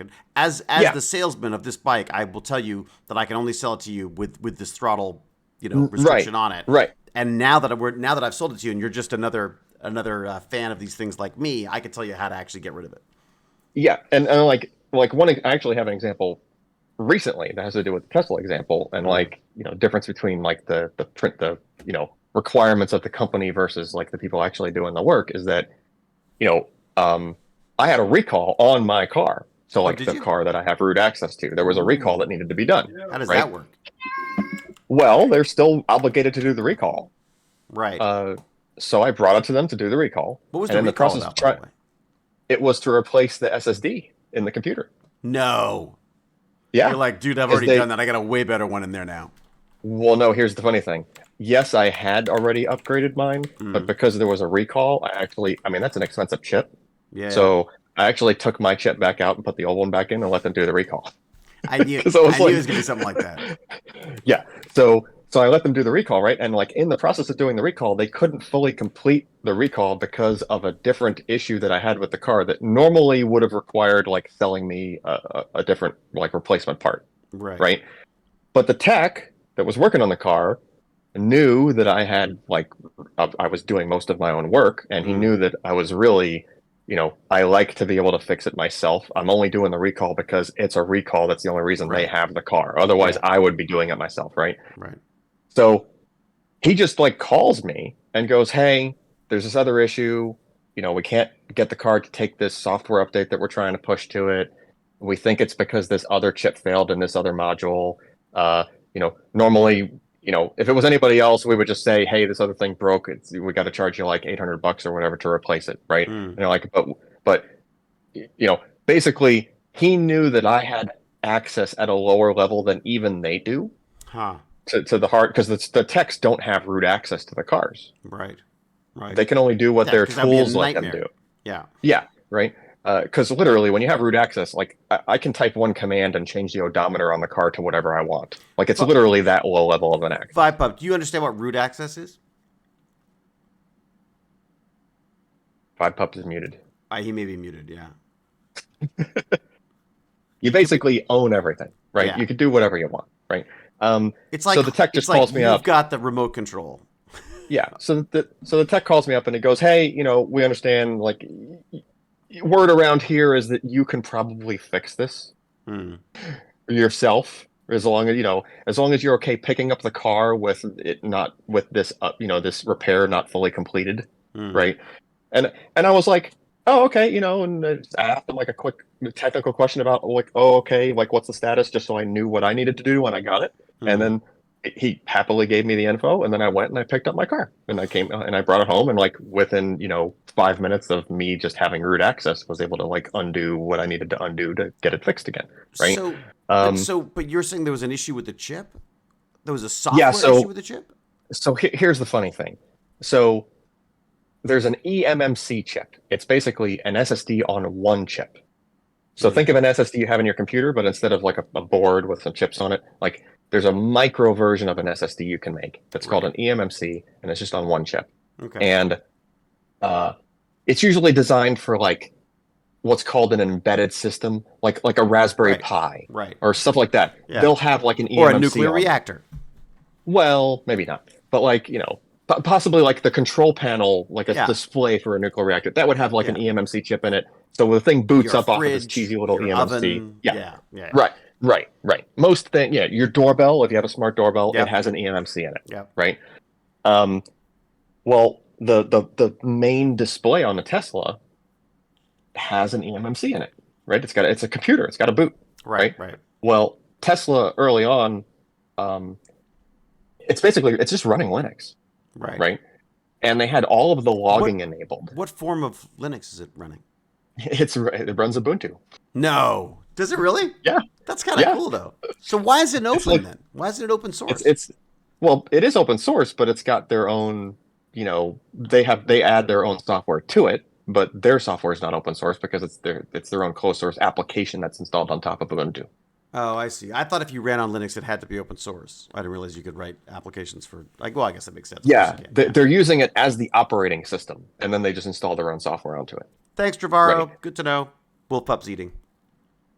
Oh, okay. Yeah. Which reminds me, I've got to eat at some point. Okay, fine. All right. We got a reservation at like 6, so I got to be aware of time. I've got an hour, but yeah. Okay. So we've got if you were in Amy's car, that only has one screen. Right. In the middle. Yeah. My car has a screen in the middle and then a screen in the regular place you would expect it to be. There's like one right behind the steering wheel. Right. Okay. Right. Yeah. Right. Okay. So by the way, that is also an Ubuntu running computer. There's 2 Ubuntu computers. Right. They both have eMMCs in them. The recall was only for the eMMC on the main computer. Right. And on my car, the eMMC was also beginning to fail in the instrument cluster computer. Which was not letting the tech do the update, because when you update the firmware, it updates both modules at the same time. So because the chip was also failing in my other one, and that's not a recall, because usually they don't fail as fast. Mine was kind of a fluke or whatever. Anyway, so I just went home and basically rolled back the update so that they were both in sync again. And then I had a spare instrument cluster, and I'm probably just going to replace that chip on the other one anyway. And the chips literally like pop them out, pop in a new one? No, it's you have to use a rework station. You have to hit it with really? You got to like desolder them, and it's surface mount. So it's not that it's a ball grid array. There's like pads on the bottom of the chip. You have to have solder balls, and then you lay the chip in just the right position. And then you heat it up, and it melts. It melts everything. Yeah. Oh man, that's so. I have like guarantee how to turn my Tesla into a freaking flower bed. I have like a cheapo, infrared rework station. Basically, it's a cheesy little thing. You put the board on it, and there's like an not an infrared. There's like a heating element on the bottom that gets the board, that sort of warms the board up to close. Is it like the little one, little one that you can sit the board on top of? It's like it's it's like a foot square.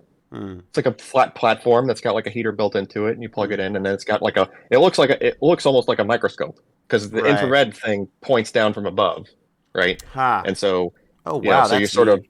You sort of always point wanted to this do that thing. stuff. I love that stuff. Like being able to I do like I love soldering. Soldering is one of my most favorite things to do. I got this. It was like on Amazon or something for like a couple $100. It wasn't bad. Yeah, Jane took And then my granted, it Amazon wasn't. away. Oh, she did. I'm not allowed my Amazon anymore. What'd I you gotta get do? another job before I get any more Amazon privileges. No, yeah. I was using PayPal for a while, then she caught on to that. So yeah, yeah. Oh man, you've been banned. Well, no, it's good because I've started playing with the stuff that I have. Well, yeah, you probably should do that. I have a lot of stuff that I should play with that I don't. I'll show you one thing I'm actually doing right now, which I think you'll like. I think you'll appreciate this. All right, let's see. Uh-oh. Do I got to pull up video here? You could. Let's see. I got to pull up video. Take me a second to figure it out anyway. So. Speaking of which, do you have a garage, David? I have a garage. It's very cold. Is it done? It's got done, but it's really, really cold. So I of moved my course it's 3D printer cold. back. It's the winter, but like, I but moved like my they 3D they printer were. back into the in here because it was just. That's what they were. That's what they were about to redo when we were there, right? It now has 4 walls and a roof, which is more than it had before. But Your garage had 4 walls and a roof before. well, it had 3.5 because It had 3.5. it had a giant hole in one side of the wall that was being eaten away by plants, animals, and everything else. So Yeah. so I had to redo that, and it was also leaking. There was water everywhere, so generally not a good thing for for people trying to do techie things. All right, are you ready? Do you have video? Hold on. No, I think you'll like look this. at it. I'll pull it up in the browser. Switch. I've been threatening Jane with a new Christmas tree topper. Yeah. By the way, how does my audio sound all this time? It sounds amazing.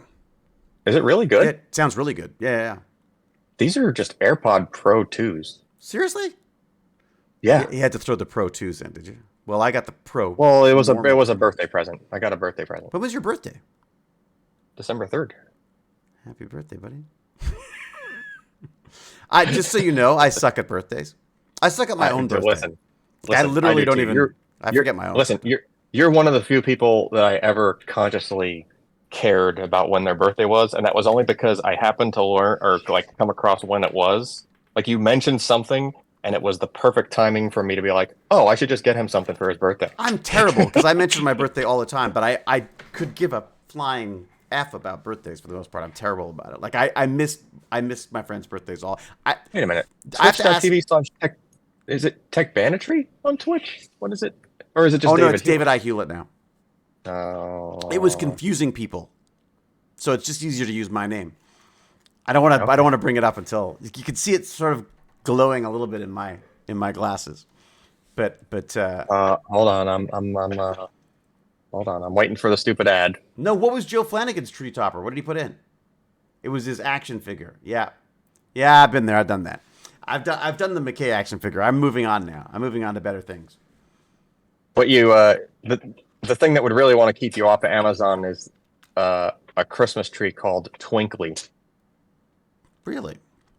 Which I'll tell you about in a minute. I gotta now see is your I've got topper. so many things. I want to get I really Okay, do want to get I'm a looking. rewatch. All right, here you I'm go. I'm looking. going to show it I'm to you. watching. Okay, here you go. Check Okay. this out. Check this out. Why is there there's some stupid window What over better the top of the to middle. power Christmas than a ZPM? Oh, I'm jealous. Huh? How about I'm that? jealous. So Where'd you get that? this is I 3D printed it. So this is Okay. So this was like a little ZPM that someone had done on printables, and But it needs to be bigger. well, that's it. So this is a test one. Okay. So I did a test. Because I was like, if anybody knows the correct scale of a ZPM from Stargate, I'm not it's going to you. make it full size. There's no way. full size. Come on. It doesn't even fit on my printer. I need a bigger printer. Someone wants to send me a larger printer, I'll do it. Or do it in, or someone sends me a really large scale. What's it called? It's almost too bright. Well, it is on this camera. It is. 'Cause I literally don't even. I forget my own. Okay. I'm looking. I'm watching. Okay, here you go. I'm going to show it to you. Okay, here you go. Check this out. Check this out. Why is there a stupid? There's some stupid. Anyways, Yeah. I just thought you'd get a kick out of that. So it's No, it's, I did. Yeah. I can't remember the guy who designed it. I'll give him credit the whole point was I'm doing like a Prusa Christmas podcast, and they said you got to print something off of printables. So you printed that. Yeah. So I printed this, and I thought, I just want to do a test one first because they'd use different types of filament. And I thought, I've got this clear filament that I love. I mean, I'll turn it off so you can see the material better. But that's like the material is just really cool. And it comes apart. He's even built a little system with batteries and stuff, which I've completely ignored. But anyways, you would know more about this than anybody else. Like, I don't know. Like, do you like what's the, if you were trying to make the most screen accurate VPM, like, is there other notes you need to reference, or like, I mean, you probably know who to call. There's a bunch of people. Right. There's a prop place that does them. That's absolutely. Oh, right. I'm just saying, but you might know, like, somehow, buddy of a buddy, like the actual source, like. Oh, I don't know. No, these guys didn't do it. Honestly, the stuff that people are making, like, not to belittle the stuff that was made for us, but like it's been like 1,000 years since we did it, and also the technologies that have shown up since, and the way, like, replica props, like, is it replica props? Is that right? You can make a higher quality fake power source. The cosplay, I swear to God, the cosplay stuff is better than the real thing in many cases now. Like, oh yeah, yeah. Hey, listen, I've seen your chair. Yeah. I mean, that thing is just slapped together. I destroyed that thing. To be fair, I also didn't help with that. I keep spelling it wrong. I keep trying to spell it ZPM, but it doesn't. Yeah, I always say, all right, ZPM. Well, that's because it's the Canadian, eh? That's how the Canadian says. Yeah, that's how they should really spell it. But they insist on Oh, there you go, authentic prop. There you go. Was it SG1 Props that does it? Wait, what's going on now? I just came back. Ah, boy, you missed my new. I was just talking about ZPMs. Yeah, I'm talking about Stargate stuff. It was before your time. Okay. What? Authentic. I don't know if these are the guys who I were talking to or not. I don't know, but it looked something like this. But you can see they've got some pretty nice looking prop stuff going on there. I think it was SG1. Wasn't it SG1? Vibepup has seen SG1. No, you haven't watched Atlantis, have you? Atlantis? No, I have not. Yeah, see, I told you. It's like we're old, buddy. Not even like David's favorite episode or something? I don't even have a favorite episode, though. No, I mean, there's episodes where you got to do a bunch of stuff, and that would be like the one you would recommend to Vibepup, for example. Like, hey, watch this episode of this thing that I was good in, or something. Maybe it's Acti Props. I could have the wrong one. Wait a second, I might have the wrong one. This is beautiful. This one. Look at this one. Okay, I'll give you a link for this one as well. Copy. Where is it? Where's the company? You want to see the prototypes? Blah blah blah, blah blah blah. Are they Acti Props? Is that who it is? I don't even know who they are. Look, I'll show you a YouTube video of a really nice looking one. Anyways, it was just a little, so you can't really see it, but it was like, so one of the power sources that my character was obsessed with on Stargate was called a ZPM or a ZPM, depending on where you live. For us, it would be ZPM Vibepup. And so I made I printed out a little miniature version of one and shoved some lights in it. That was my contribution to the world this week. It seems so weird to me that people don't know Stargate. I grew up with it. Yeah, a lot of people grew up with it, but it's so funny. But like it's one of those things that there's like if you're into it, you assume everyone else has seen it. If you're not into it, you don't know what the hell people are talking about. That's what I've discovered from most people. Yeah, basically. Gotta watch Stargate. It's quintessential sci-fi. It's good sci-fi. It holds up. Well, it's even today. Certainly, I do. But yes. Are you there? Well, they're talking about doing apparently Amazon is working on another one or something like that, or is talking about another one at this point.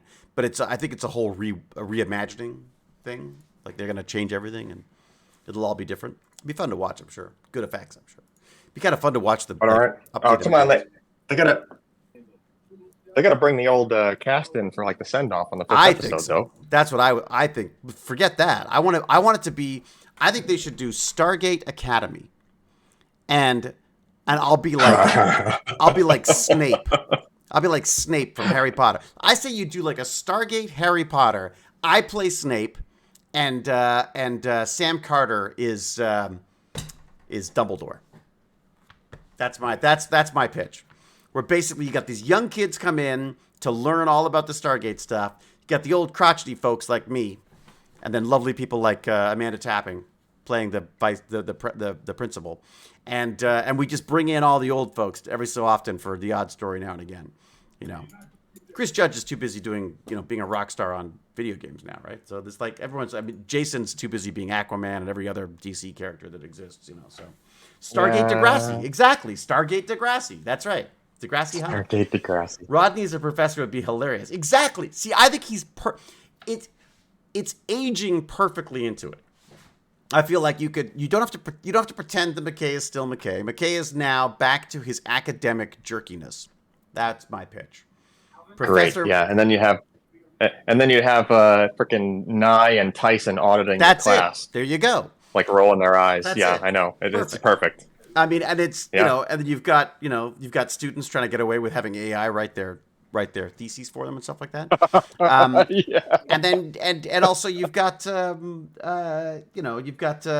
so often you'd have to drag poor old McKay out for an adventure and he complains the whole time. Ronan teaching battle readiness and with Taylor. Taylor could be the phys ed teacher, and then every so often Jason shows up to help, or he just shows up, like as a rock star once in a while. And Joe Flanagan as a teacher. Come on, it'd be amazing. Joe comes in to teach like military tactics or something. It's perfect. Yeah. That's my pitch, by the way. I've just like that needs to happen. Don't you think? I've been trying to pitch that story for like a million years. Like since we ended Atlantis, I was like, we gotta get once a few years had gone by, and I was like, oh man, I'm not looking any younger. I was like, how do I embrace this old thing? Whenever any of this happens, just tell me when and where I need to be someplace to be some random person sitting in a computer in the background. There you go. Hey, that guy's playing Galaga. Wormholes 42 saw Joe on C. Did you see what I did to Joe on C? Uh-oh. I'm not caught up. I don't want to do any. I'm not doing any spoilers, but just wait till you see what me and my character do to Mr. Joe Flanagan on C. I only got as far as that season finale where it was like, oh, there he is finally, and he the 2 seconds? My modeling, my the brief freaking modeling 2 seconds. Career? That was my modeling career on C. Oh yeah, no, season 3 is season 3. I'm all over the place. Oh, good. Yeah, you just skip to season 3. Just why? That's if fast forward the parts that I'm not in. That skip to. No, it's great. It's fantastic. Watch the whole bloody thing. Taking care of pigeons. What? I wasn't taking care of pigeons. What are you talking about? Okay. Does the Cowboy Hallmark movie? Oh, I don't know when that's coming out. I have no idea. That'll probably be next year. Cowboy Hallmark movie? I was a cowboy at a Hallmark romance movie. You'll love it. It'll be on your Plex. You were? Yeah. It's not already there? I'm in that. No, they haven't made it yet. I mean, we literally just shot it. I shot it like I don't know, a month ago or something like that. Well, then it'll be there. Remember, I have a separate Hallmark section. Sparrow liked C too. I mean, C. I gotta say, I think C's really fun. It's like one of the most fun roles I've had in a million years. All right, let's talk a little bit more science before we get into all this reminiscing stuff. Before I go down memory lane, there was one other thing I wanted to talk about, which is this crazy idea that I had while I was doing Tech Talk the other day, and I want to see what Vibepup thinks about this. And now Alan's here. I'll ask Alan what he thinks too. So. Well, Vibepup first, because Vibepup's not talking enough. All right, Vibepup, you back? Yeah, I'm here. I just headbutted the table by accident. Nice. How's that going? Have you stopped the bleeding? No. Is the table okay? The table is okay. All right, as long as the table's not damaged, that's great. How was dinner? What was dinner? Stuffed chicken and... Stuffed chicken? Oh. I'm going to this fancy place tonight. We're going out for dinner and doing so I've eaten very little today. I do this. I like wait and wait and wait. my poor friend took myself and my name dropping, Guillermo del Toro to dinner the other day, and I literally didn't eat like all day because I'm like, I cannot wait to eat at this fancy sushi place because he's like, it's on me. I'm like, great, perfect. I'm not allowed to use my Amazon anymore, so I gotta watch. We're pinching pennies now, so I'm happy for free dinners, but I gotta pay for tonight. So, but that said, I didn't eat lunch, so I figure I get two meals out of that one. Anyways, okay, so you've had your stuffed chicken. My question to you is, I was doing this tech talk with Barnacules and Ox, and we were talking about AI as usual. That's coming up a lot right now. This open AI GPT chat. So I said, hey, what does GPT chat say I should do with the domain name followsubscribe.com? So I have a couple of silly domains. Whenever I think of a domain that I like the sound of, I will register it because it's $10 and it adds up. But as Jane keeps saying, it adds up. But I feel like it's what if for some reason followsubscribe.com just seemed like a great name for a domain because that's like everyone always says don't forget to follow and subscribe or whatever.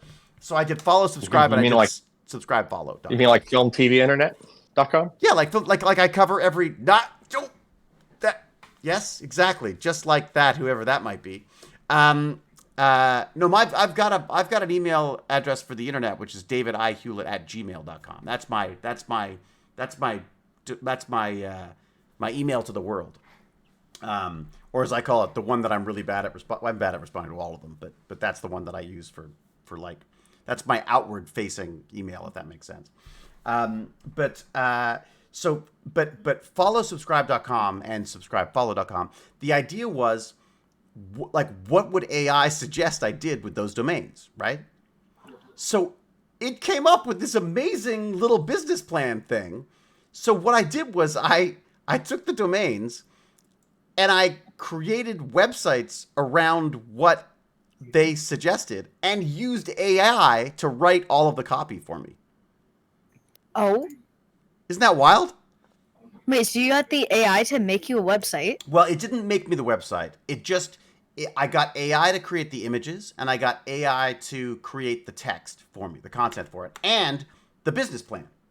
Like, literally the business plan for it. Let me see if I can get this right. What did you do on the website? I did nothing. That's the point. I did nothing except buy the domain name and then do what I was told. I took a few liberties here and there to make it, make sense on the website, but what did I call it? What did I say it was called? Followsubscribe.com. And then it just forwards to another. So memorable.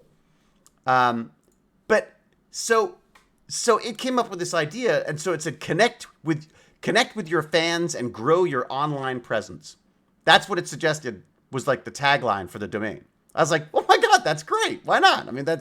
So I literally have it quoted on the front page with like a little Mid-Journey image that came up. Then it says that I said it's an AI inspired business that promotes you. That's that's right. Sorry, it made that up for me too. I just want to say it's not secure, your website.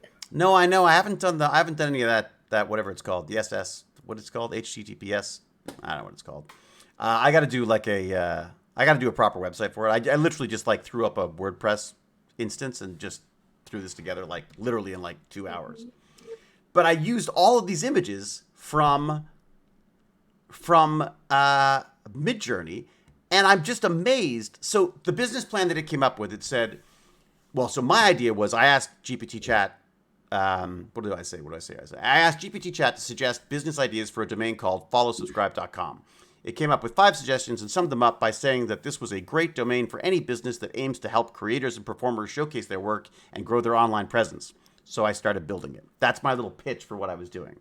And then, but get this for its list of suggested business ideas. It says, a website or platform that allows creators and performers to showcase their work and encourage viewers to follow them on social media and subscribe to their channels.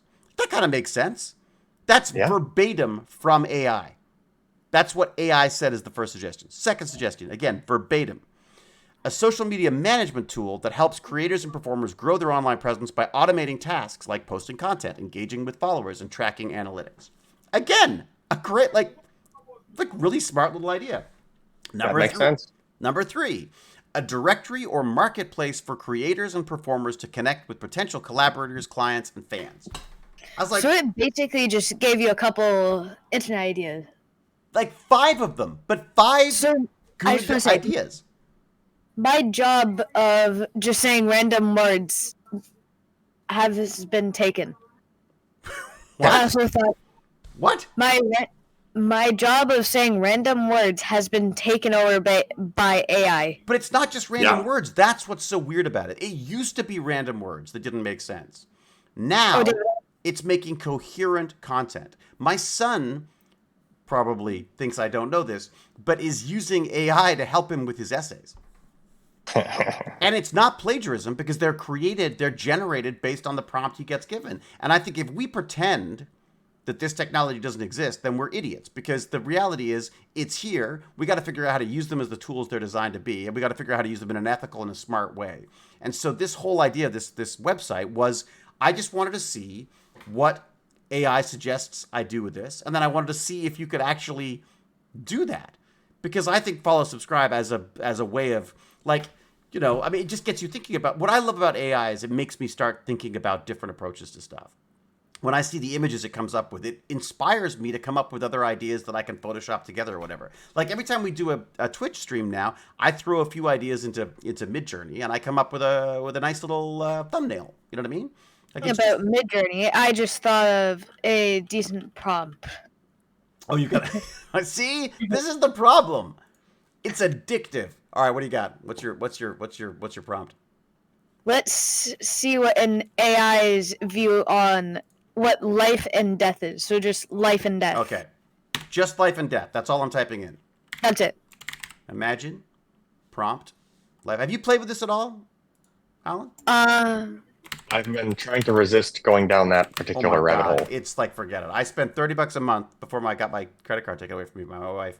I spent $30 a month on this because I use it so much. I love it. It's my best friend. Yeah. All right. I'll see if I can post this in a second. Can I share it online without sharing everything? See, knowing me, I would try to be self-hosting an AI in my basement.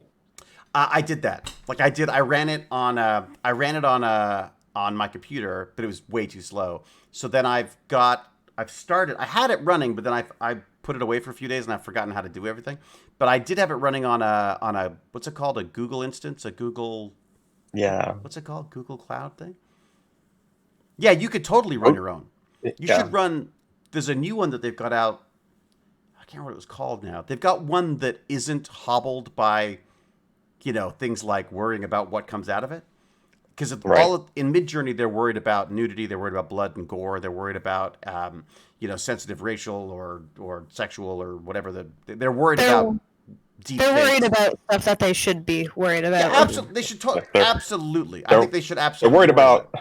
They're worried about lawsuits. Is what they're worried about lawsuits, and that's my issue with it. I go. Okay, I get. Like I feel like you can put these stop gaps in place. The other thing about these models is you can then train them yourself. So you can say, okay, I'm going to take only images that I have the rights to, or images, only the images that I wanted. Maybe they're open science images or whatever. Who knows? But just like, you could train it on different models if you want to. I just think it's absolutely fantastic. Wish we could download GPT and put it on like a 20-core server with a terabyte of RAM.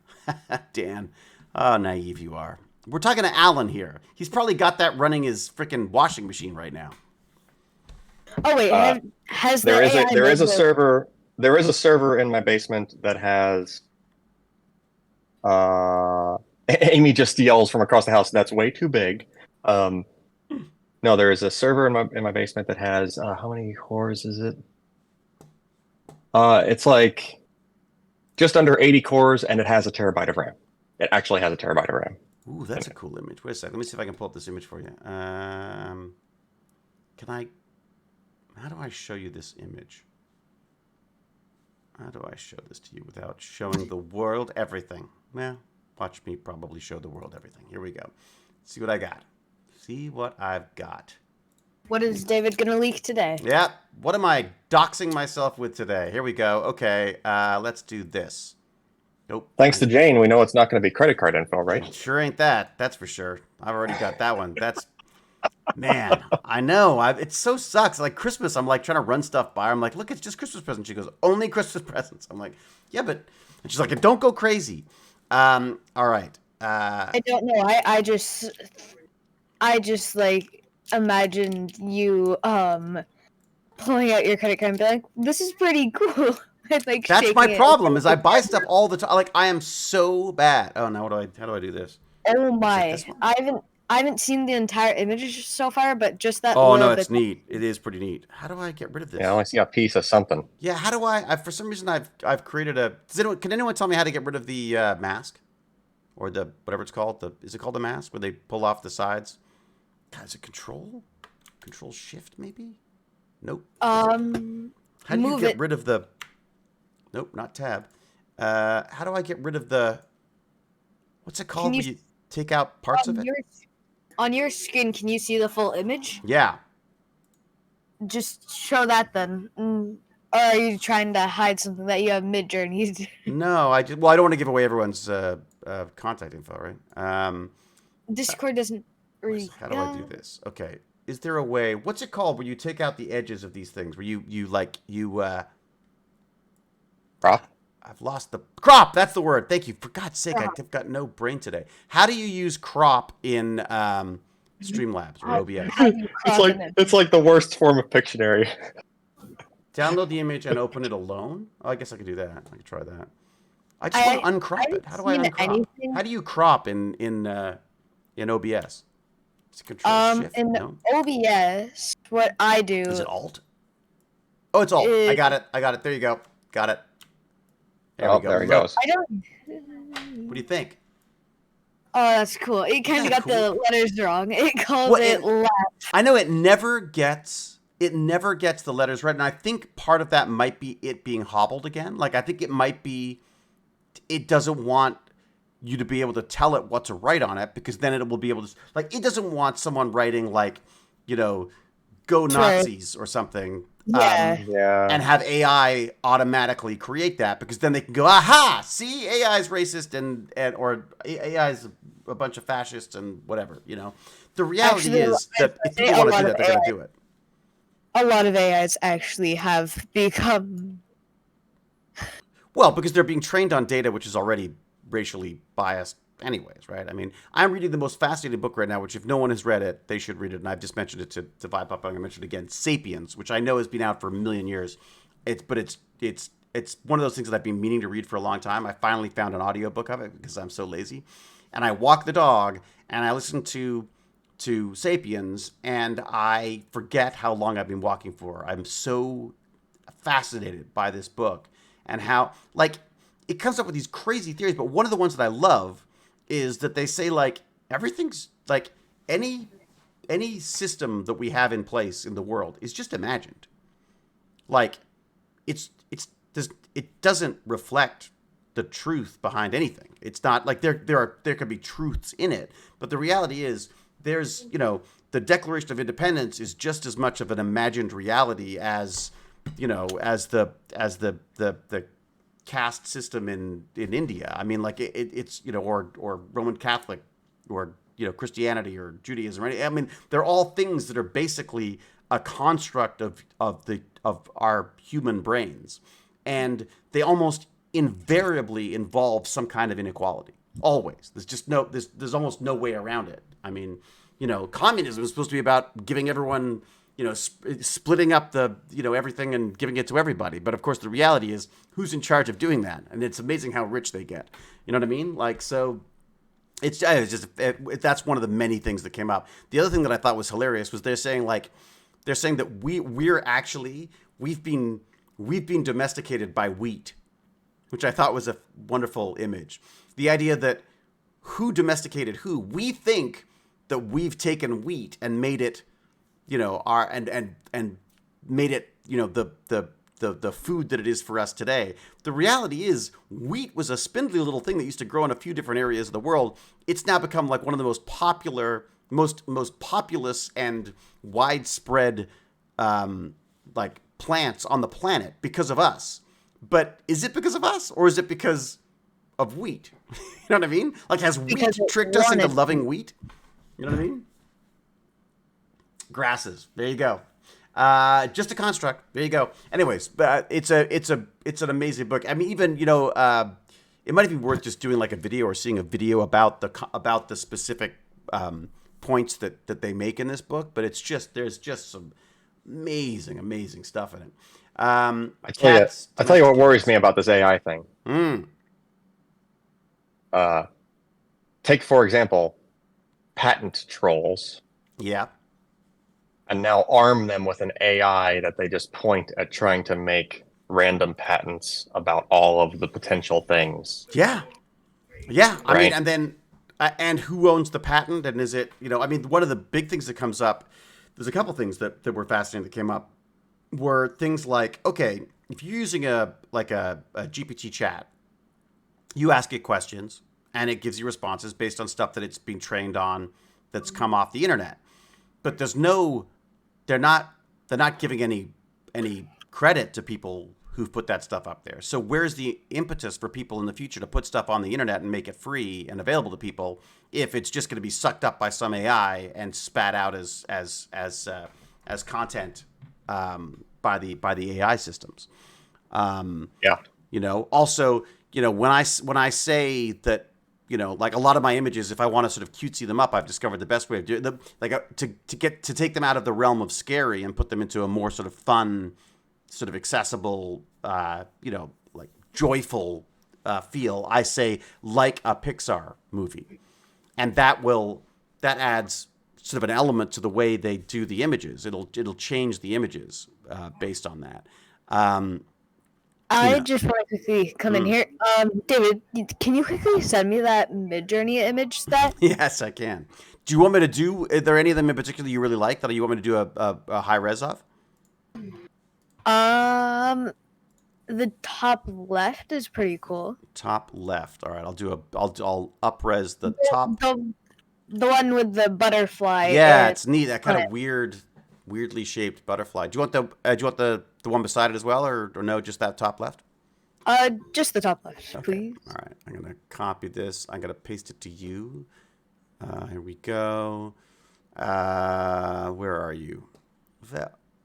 Vibepup. I should know. You've got like skull in your name, for God's sake. Yes. Yes, I do, David. I do. What is it about skulls that make them so cool? Like, what is it? Because I love them too. Just because they're like spooky. Because death? Because what is it? Is spooky. Anyone leading the fight for artists versus AI? Yeah, I mean, I think there's a lot of people, and I've got a lot of friends who get very, very angry about it. I asked Guillermo about it, and he was like, "I don't like it," and I was like, "Why not?" And he goes, "Because I'm old." but we didn't really get into it. But we got into the Saki. We didn't get into the discussion about AI that much. I understand the concerns that artists have, but at the same time, I got into a discussion with a friend of mine who talked about this before and was saying like, well, that we got to figure out a way that if you use someone else's art as part of your AI generated art, that they should get a percentage of whatever they should get paid for that, basically. And I was like, okay, that's cool. I said, but what if I put your art through the same process that decides whether you should be paying someone? And he's like, well, no, it's my art is original. It wouldn't. I said, well, I almost guarantee you if an AI is used to examine everyone's piece of art, they will find your references. They will find the things that have inspired you, whether they are things that are consciously inspired you, or they are things that you just grew up with, whether they are conceits that that were a part of your personality, books that you've read, we're all art is a product of other inspirations, right? I mean, sometimes there's science, sometimes they're other artists, sometimes it's painting, sometimes it's sculpture, sometimes it's architecture. Your inspirations come from everywhere. Here's the problem. AI is better at finding those inspirations and focusing them in a way that when I say I want something to look Pixar, I can't tell you why it looks like Pixar. I can't tell you why the image that I generate looked like had a Pixar look to it, but it definitely, if you told me that was Pixar, I'd say, yep, that makes sense, you know? Yeah. At the same time, if you type in, blue-eyed Afghani woman, it will create an image very similar to the front cover of that National Geographic, which is that very iconic photograph from years and years ago. And that's a problem, right? Because you go, well, that's creating an image based on a photograph that already exists that has rights and ownership by obviously a company. I would argue this. I would say that artists who are used to inspire this AI stuff could potentially end up making more money, because if those images become widespread and people like them, people are going to want to buy their art and are going to want to spend more and will be willing to spend more money buying that art because it's now got even more cachet, because you now have an original piece where all these ripoffs are floating around in the internet. I liken it to TikTok. TikTok is giving like new lives to all of these old songs, because a couple of kids come in and sing, like a couple of kids come in and do a cool dance to Sweet Dreams Are Made of This, and all of a sudden Annie Lennox is back in the freaking top 10 and just making money again. Like she's not complaining about the algorithms. You know what I mean? So yeah. Again, I don't want to say that I think AI is fantastic. That's the end of it. AI art generation done. I do think we got to figure something out, but I think we're focusing on the wrong thing.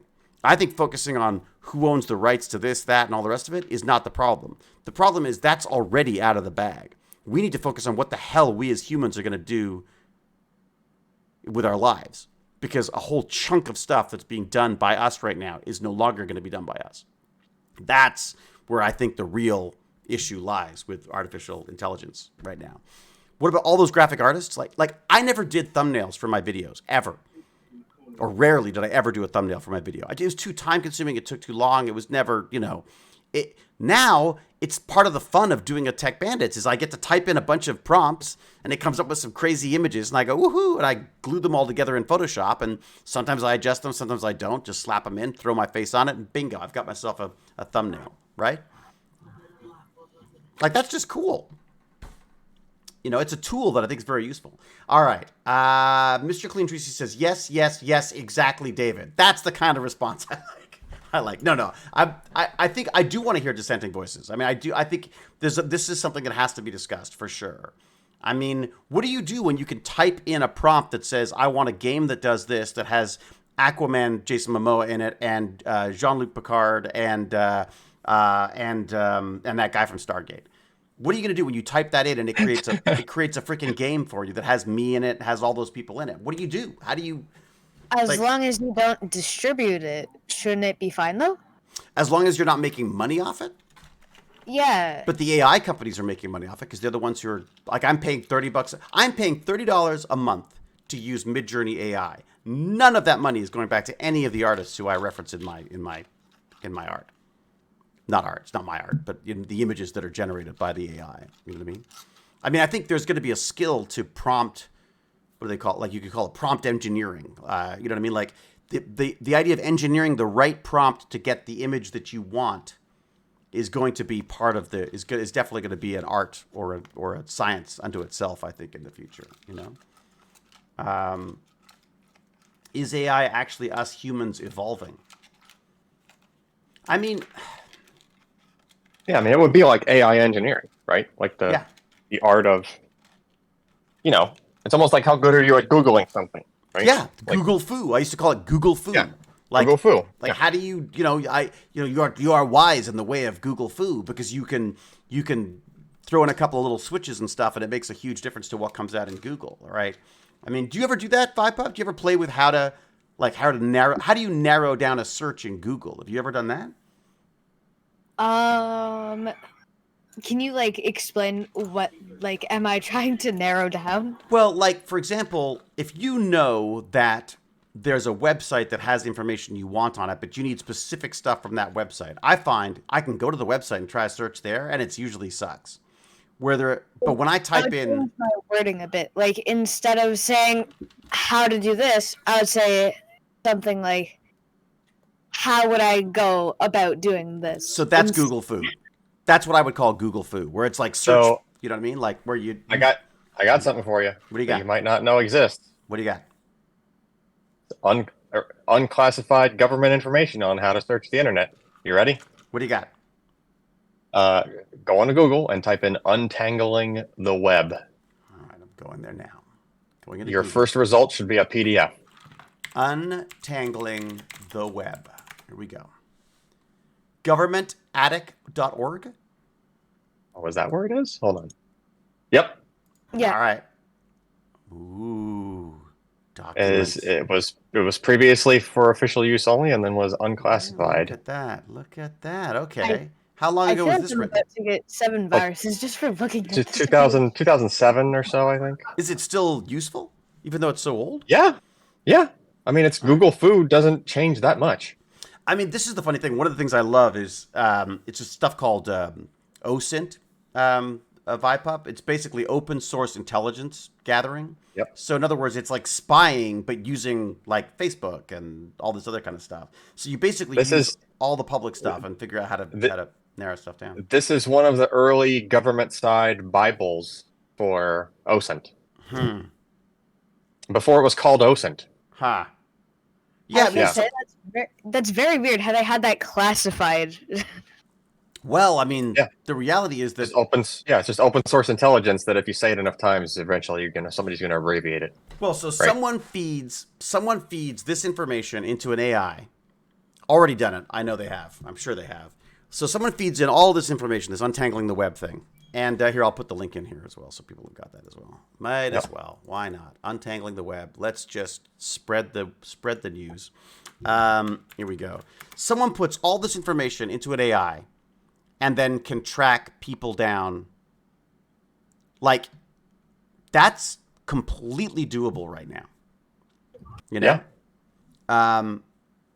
Yeah, see, people are freaking out. Wormhole 42 is like, this document's amazing. I'm with you, buddy. That's like, this is great. No, there's good stuff in there. Yeah, the only disadvantage is sometimes it'll list like, oh, there's different ways to do text searches and through these websites, and then some of the half the websites are like Alta Vista, Yahoo, AOL So Online, but the principles in the document are still relevant, and how to refine a search and how to there's a lot of that stuff that is you can do a Google site search on Google, right? Well, the Google site search worked in 2007, so I'm pretty sure it's in that doc. Hang on 2 seconds. I got a call from my wife. I must mute and talk. Okay. And now I will watch the delayed stream and attempt to interpret how he is being yelled at by his wife. So you're gonna try to lip read? I have to do the football thing where I cover my mouth so people can't see what I'm saying. That's what I need to do. Oh yeah, no, we're gonna read your face. We're gonna read. Yeah, okay. All right, the hands on the chin. So he's done something wrong. He's thinking. We were distracting him too much, so he had to take the other headphone off. Watch as we play with David Hewlett as he tries to talk to his wife.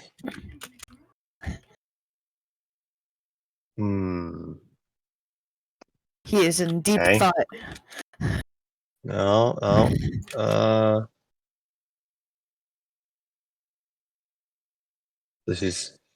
I think she's asking him where something is, and he probably just got up to go look for it. Would be my guess. Maybe. Probably. Or he just had to walk away because of us talking. He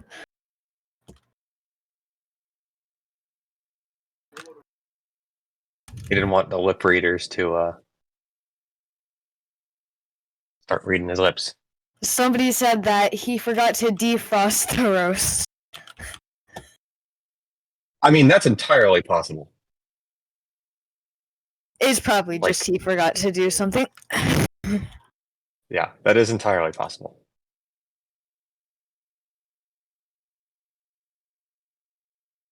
Or he is getting in trouble for telling Baz to use the open AI thing. Nah, The writer. this is probably more along the lines of Jane just needs something. Ask the AI to make up a story about David's phone call. Oh, that's true. Yeah, I'm sure it could figure it out. Probably.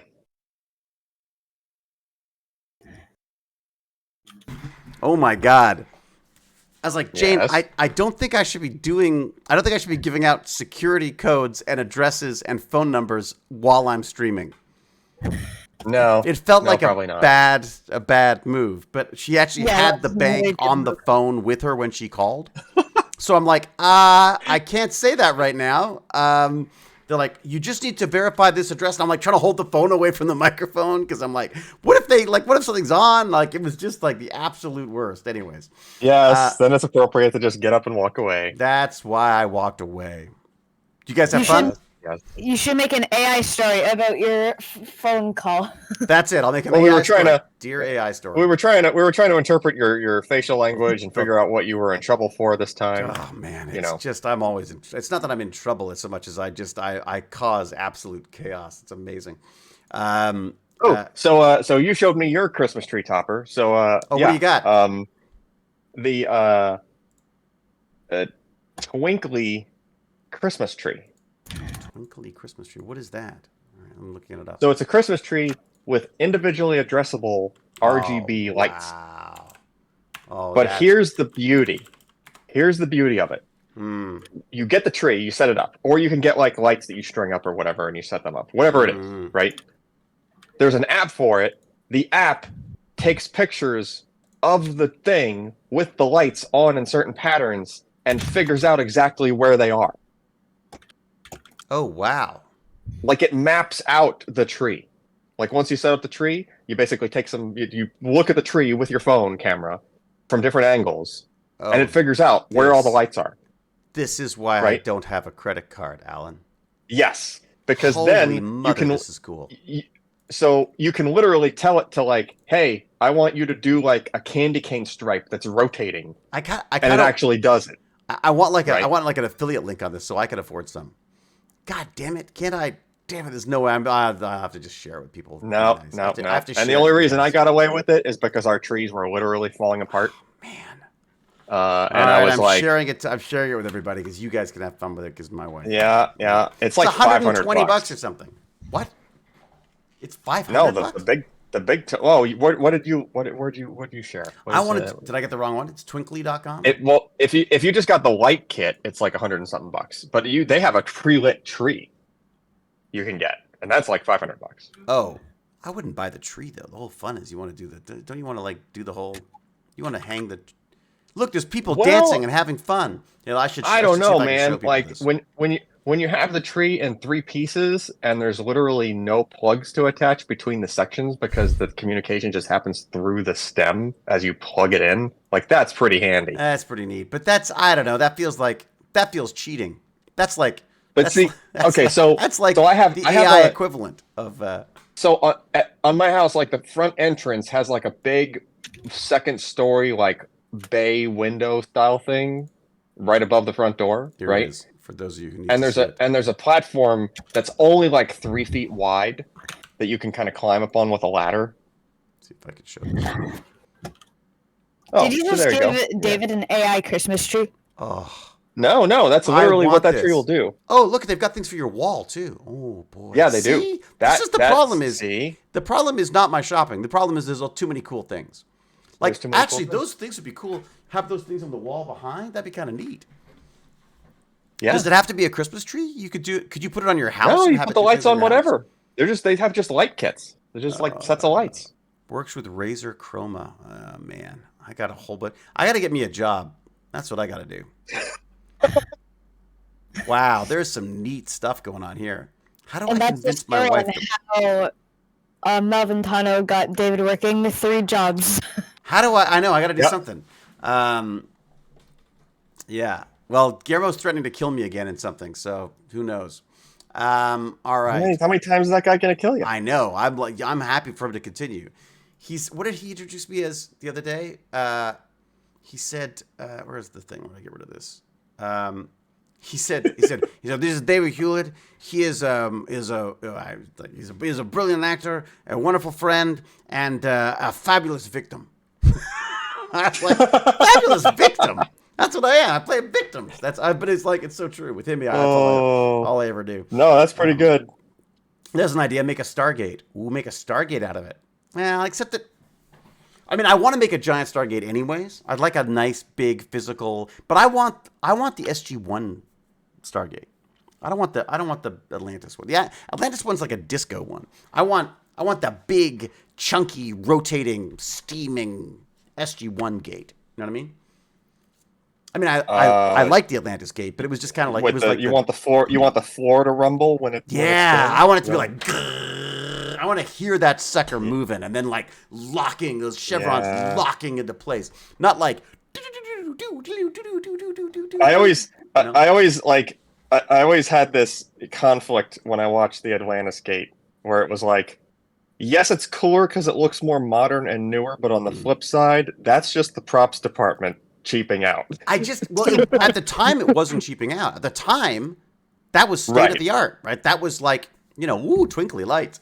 I mean, like that was like. Yes. Keep in mind, this was 1,000 years ago, so it's beautiful. And the other thing about it as well, which we should also say, is the sound design, right? Like when you hear the SG-1 gate going, it doesn't sound as cool when it's working. It's and there's like people throwing things of dry ice, like throwing little pellets of dry ice in buckets behind. It's the magic is gone. With the Stargate, I guess you could do the Atlantis Gate if you had a cool speaker system set up as well, so you got the noise of the gate dialing. Yeah, that you want. Yeah, you can do that. Yeah, and then you want you want a really nice high res screen a nice projector to do the event horizon too. Would be kind of cool. All right. Atlantis Gate is like a dial watch clock versus SG-1's analog. Yeah, it's like. Yeah. I don't know. I would even go so far as saying the SG-1 is like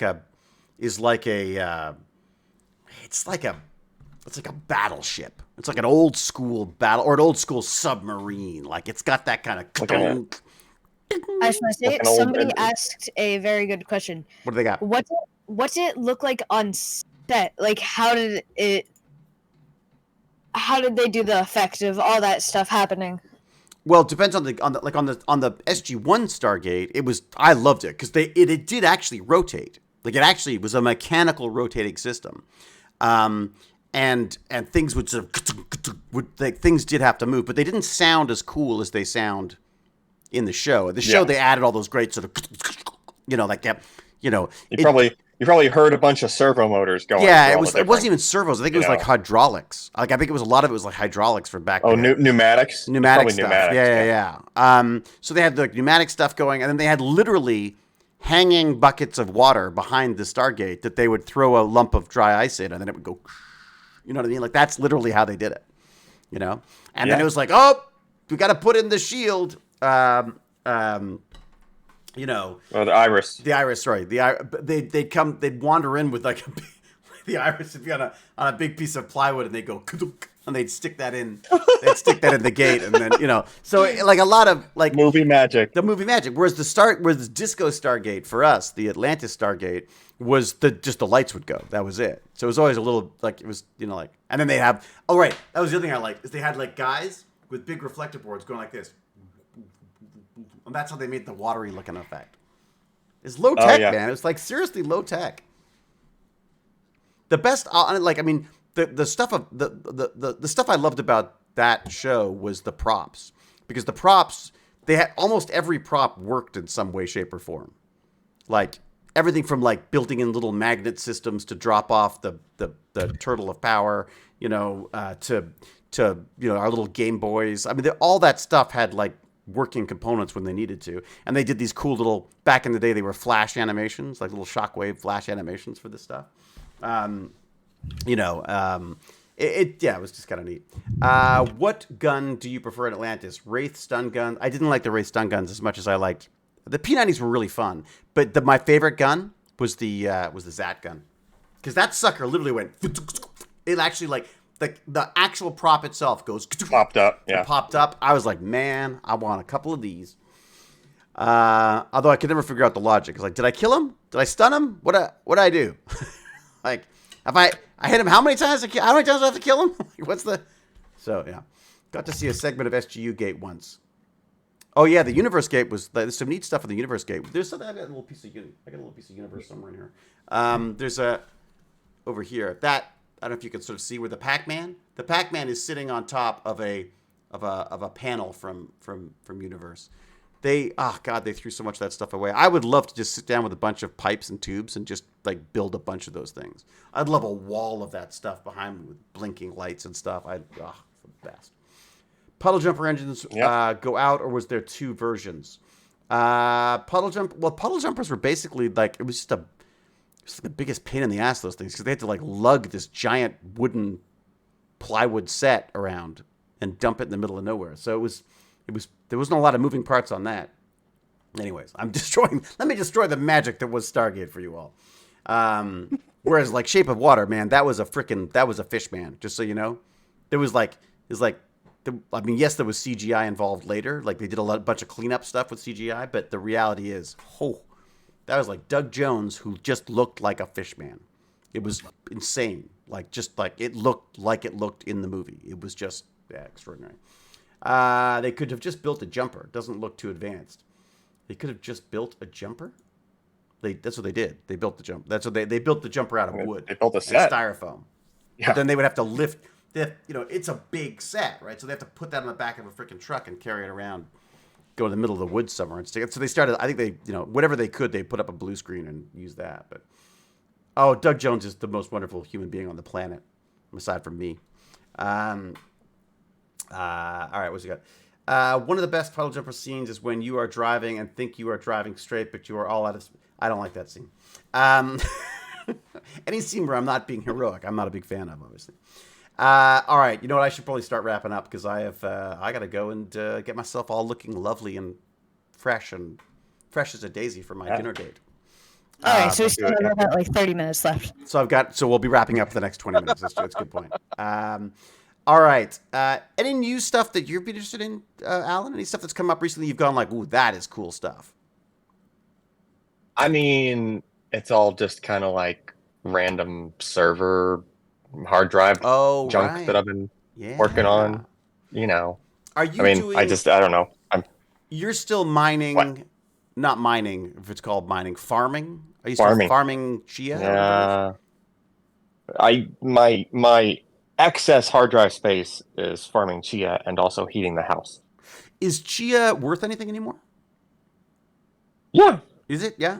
What are the other cryptos that have still other cryptocurrencies that have maintained at all, or by the way, advice. The other ones, I'm not saying people should be. Yeah, most of them are not profitable anymore, right? Like if you wanted to do GPU mining or whatever, like you're spending more money in power than you're making, right?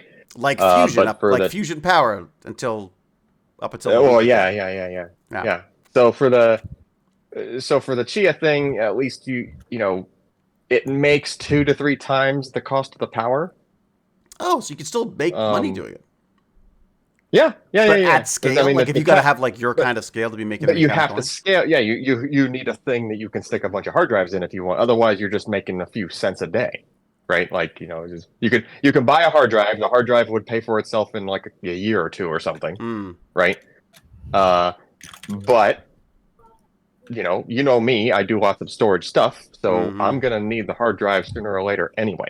So the hard drives that you're using for the Chia mine, can I ask you sort of like, can you give me a rough idea of what it makes? Like, what is it, like what would one hard drive, if you were to put aside a 2 terabyte hard drive or something, is that worth the effort? I mean, it would be like, take the cost of a hard drive and divide it by like, I don't know. Let's be conservative and say it's like a couple of years or something. Oh, really?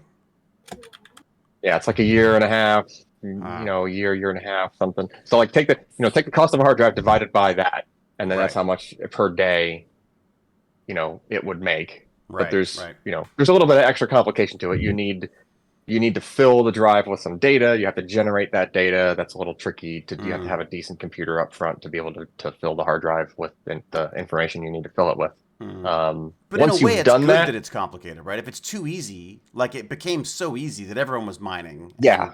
So, yeah. In a way, the fact that there's expertise required probably makes it more valuable, I would think. Yeah, I mean, it's kind of point and click. Like it's easy enough. It's just that you need to have extra space. Is the thing. Have you heard of this thing called? Is it helium? Or what do you mean? It's a type of. I can't remember what it's called now.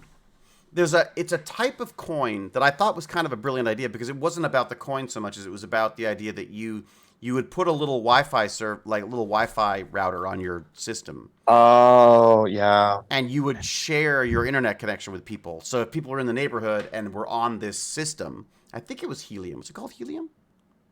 Or something like that. It was called something. No, I remember hearing about it, but it was a neat idea, I thought, because I'm blanking on the name. You were basically it was like having Wi-Fi wherever you go, as long as everyone had one of these little routers going, and then you would get paid in their currency every time someone used the Wi-Fi, and you could use that currency yourself to use other people's Wi-Fi when you're out of town and stuff. So it just seemed like I thought it was a brilliant idea. Yeah. But at the same time, so that's just what I'm doing with the empty hard drives, right? And then I have the actual, you saw that crazy concoction that I assembled in the basement recently. Yeah. And that was because I wanted to have a very large. Hey, look, Blue Cell has it. Blue Cell has helium access point in their window. Oh, well, that's cool. That's kind of neat. Yeah. Sorry. Do you have to buy the? Do you have to buy the router yourself? Or do you have to buy the little access point yourself? It's probably a firmware you can stick on a router, maybe, or something. Huh. But yeah, I'm just like trying to. My server was getting kind of full as far as like where I put my personal storage, kind of like your Drobo. Right. So I was like, well, it's time for me to make a newer, array out of larger drives and more of them. So I'm working on that, and I'm just currently kind of shaking that down and seeing how fast I can push this new hardware. So last night I put together an array of 88 16 terabyte drives. 88 16 terabyte drive. 88 16 terabyte drives. So it was 1.2 petabytes. Someone's got to take your Amazon card away. Right. Yeah, I know. Where do you buy your stuff from? What? Don't tell. Blue Cell's making $10 to $30 a month off this helium thing. Really? That's interesting. They might be in a place where it's like their hotspot is popular. Yeah, they're in an apartment building. It's really smart. Oh, well, there you go. But I'm in like downtown Toronto, man. There's like 4 or 5 people who could have access to this. Your neighbor's going to be leeching your Wi-Fi? Yeah, I don't know. Yeah, so, I've just been tinkering with the new hardware and seeing how fast it'll go. And so I was doing 88 hard drives. It was 1.2 petabytes, and I was able to do over 11 gigabytes per second. Jesus. Wow. That's amazing. I mean, I guess eventually I gotta figure. I guess Drobo's gone the way of the dodo, right? Drobo dodo. Drobo is no more. Drobo is no more. Is anyone supporting their stuff? Is anyone supporting their stuff anymore, or are they just not going to get updates now? Or I mean, it should be okay as long as it's not like exposed to the internet. As long as I don't drop it. It was exposed. It was exposed to the internet for a while. I took it off because I got nervous. But I did because I begged you to. Oh, it might have been you. Yeah, it might have been you. I begged you to take it offline. Yeah, I think you might have. That's right. That belongs on LTT. Holy video. It's a good point. It's true. Alan could have a whole channel playing with hard drives. It's like, Yeah, I've been resisting the urge. Like Linus does his videos where he has, I have so many hard drives, and I really, really want to reply with that picture of my basement server. Well, didn't you post it? I posted on Twitter. I replied to you on Twitter that one time, but that's the extent of where I put that's it. as far as it got. What's it called? So helium. What is it called? Helium Wi-Fi, or is that? I get that right? Helium, the People's Network. Now I'm Oh gonna man, look as soon this. as you see that, I get nervous.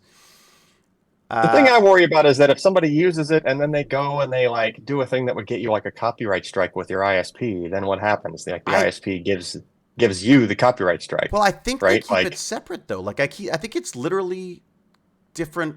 Like it's completely cut off from your decentralized wireless. Okay.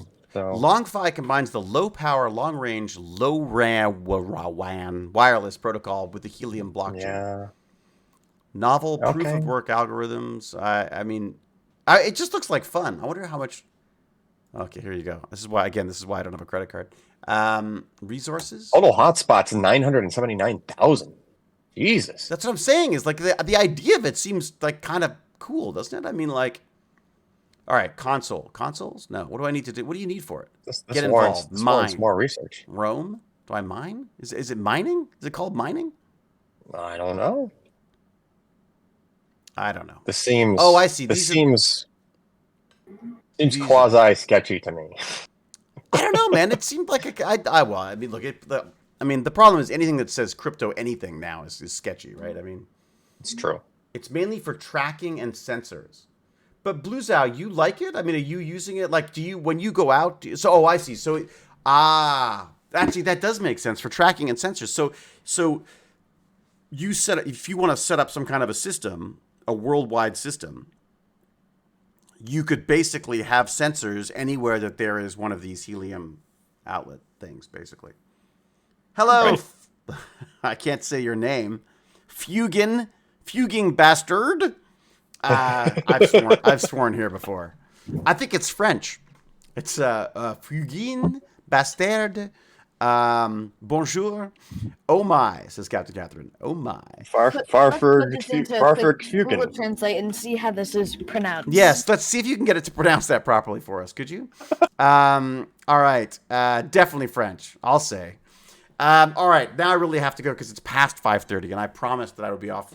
In the same way that I promised I'd stop using my credit card, I said I'd be gone by 5:30. I said that was the latest I could. I said I'm not going to talk more than 3 hours or 2 hours. What is it? Are you meeting your wife for dinner? No, she's in the house. She just knows that she knows what will happen. I will be ready to go when we're supposed to go. She will not be. But then she will come down and say, like, you're wearing that, and I'll go, and then we'll be late because I got to go up and change because apparently you're not allowed to wear like t-shirt and shorts to this place. You know what I'm saying? That is so similar to my house. Yeah, that's just like every time. I'm like, honey, we're late. She's You're like, wearing that? Yeah, you can't do that. This is not a cut-off jeans place, Baz. David. I wonder if Baz is coming. All right, everybody. Alan, thank you so much, man. As always, Malventano. And then what happens? The GD Malventano shows up and tells us all about nuclear fission and fusion and crypto. I'd be curious if you get a second and you've got nothing else to do, because I know you're not a busy man. Have a look at that helium, because I'd be really curious to know whether it was worth getting it for Christmas. I will look. Oh no! Stop already busting out the credit card. You're just trying to, man.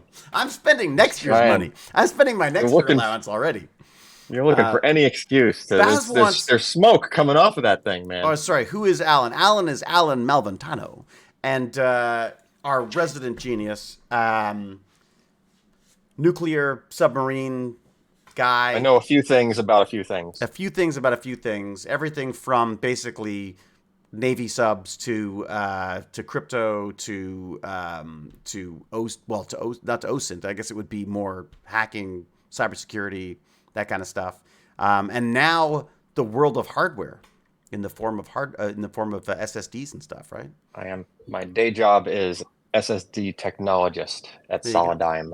At Solidigm, there you go.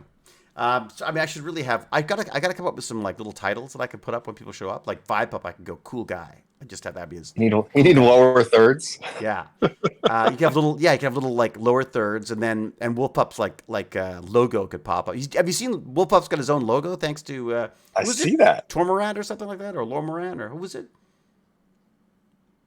it's a pretty snazzy logo. Who gets the shout out for that, Vibepup? interesting. Vibepup's muted. Is he muted again? One day, Oh, Vibepup. I was having a drink. Trevorrow, that's it. Oh, Trevorrow. Thank you, Trevorrow, for letting me know that it's Trevorrow. Yeah, Trevorrow did this like really cool logo for Vibepup. Vibepup, who has yet to miss a Tech Bandits, I want to say. Yeah, I Never missed one. I think you've been at more Tech Bandits than I have been at. probably. I mean, it's basically just you and Vibepup. It's basically Vibepup and me. That's what it's basically at this point. And then sometimes it's Gimpy, and then sometimes you see my name that's 3 true. times and I appear. Gimpy God shows up. That's true. Gimpy God's in the middle of some kind of horrible epic storm of some sort, I think. And yet again. He's back in his house, though. That's right. Fluffy Cat shows up sometimes. It's true. Fluffy Cat shows up sometimes. It's like, Wait, what is this storm thing? I just heard some friends saying that it's going away from us during health, and I'm just like, wait, what? Well, oh, look at that. There was a weather alert while we were chatting. Wonder what that was about. It was probably just... Where is the weather alert for where Gimpy We are is? apparently supposed to be getting 15 centimeters of snow here. So no way. Seriously? Yeah. Hopefully we do get... I don't want to go to school tomorrow. I just kind of want to lay down and play games and watch TV. That's the story of my life, Vibepup. I honestly, I never want to be a grown-up. I just want to play video games and hang out and do stuff. Except and you can't. go to Amazon with a credit card. And I could live on Amazon. It's true. Could you imagine if we had brain-computer interfaces? This stuff would just show up without me even knowing. We're like, oh, yeah, I did kind of want that. I'd have like 4 Christmas trees right now, all of them doing like crazy patterns. All right, get out of here. Everyone, be safe, be kind, be brilliant. Until we get again, I will say cheerio and huzzah. Where is huzzah? Normally the dog's down here, but anyways, no dog today. And I don't know. Well, I'll probably try to do a little streaming tomorrow, but I've got a few little worky things I've got to do, so we'll see. Yeah, thanks again, everyone. We'll see you soon. Cheerio. Hanging up.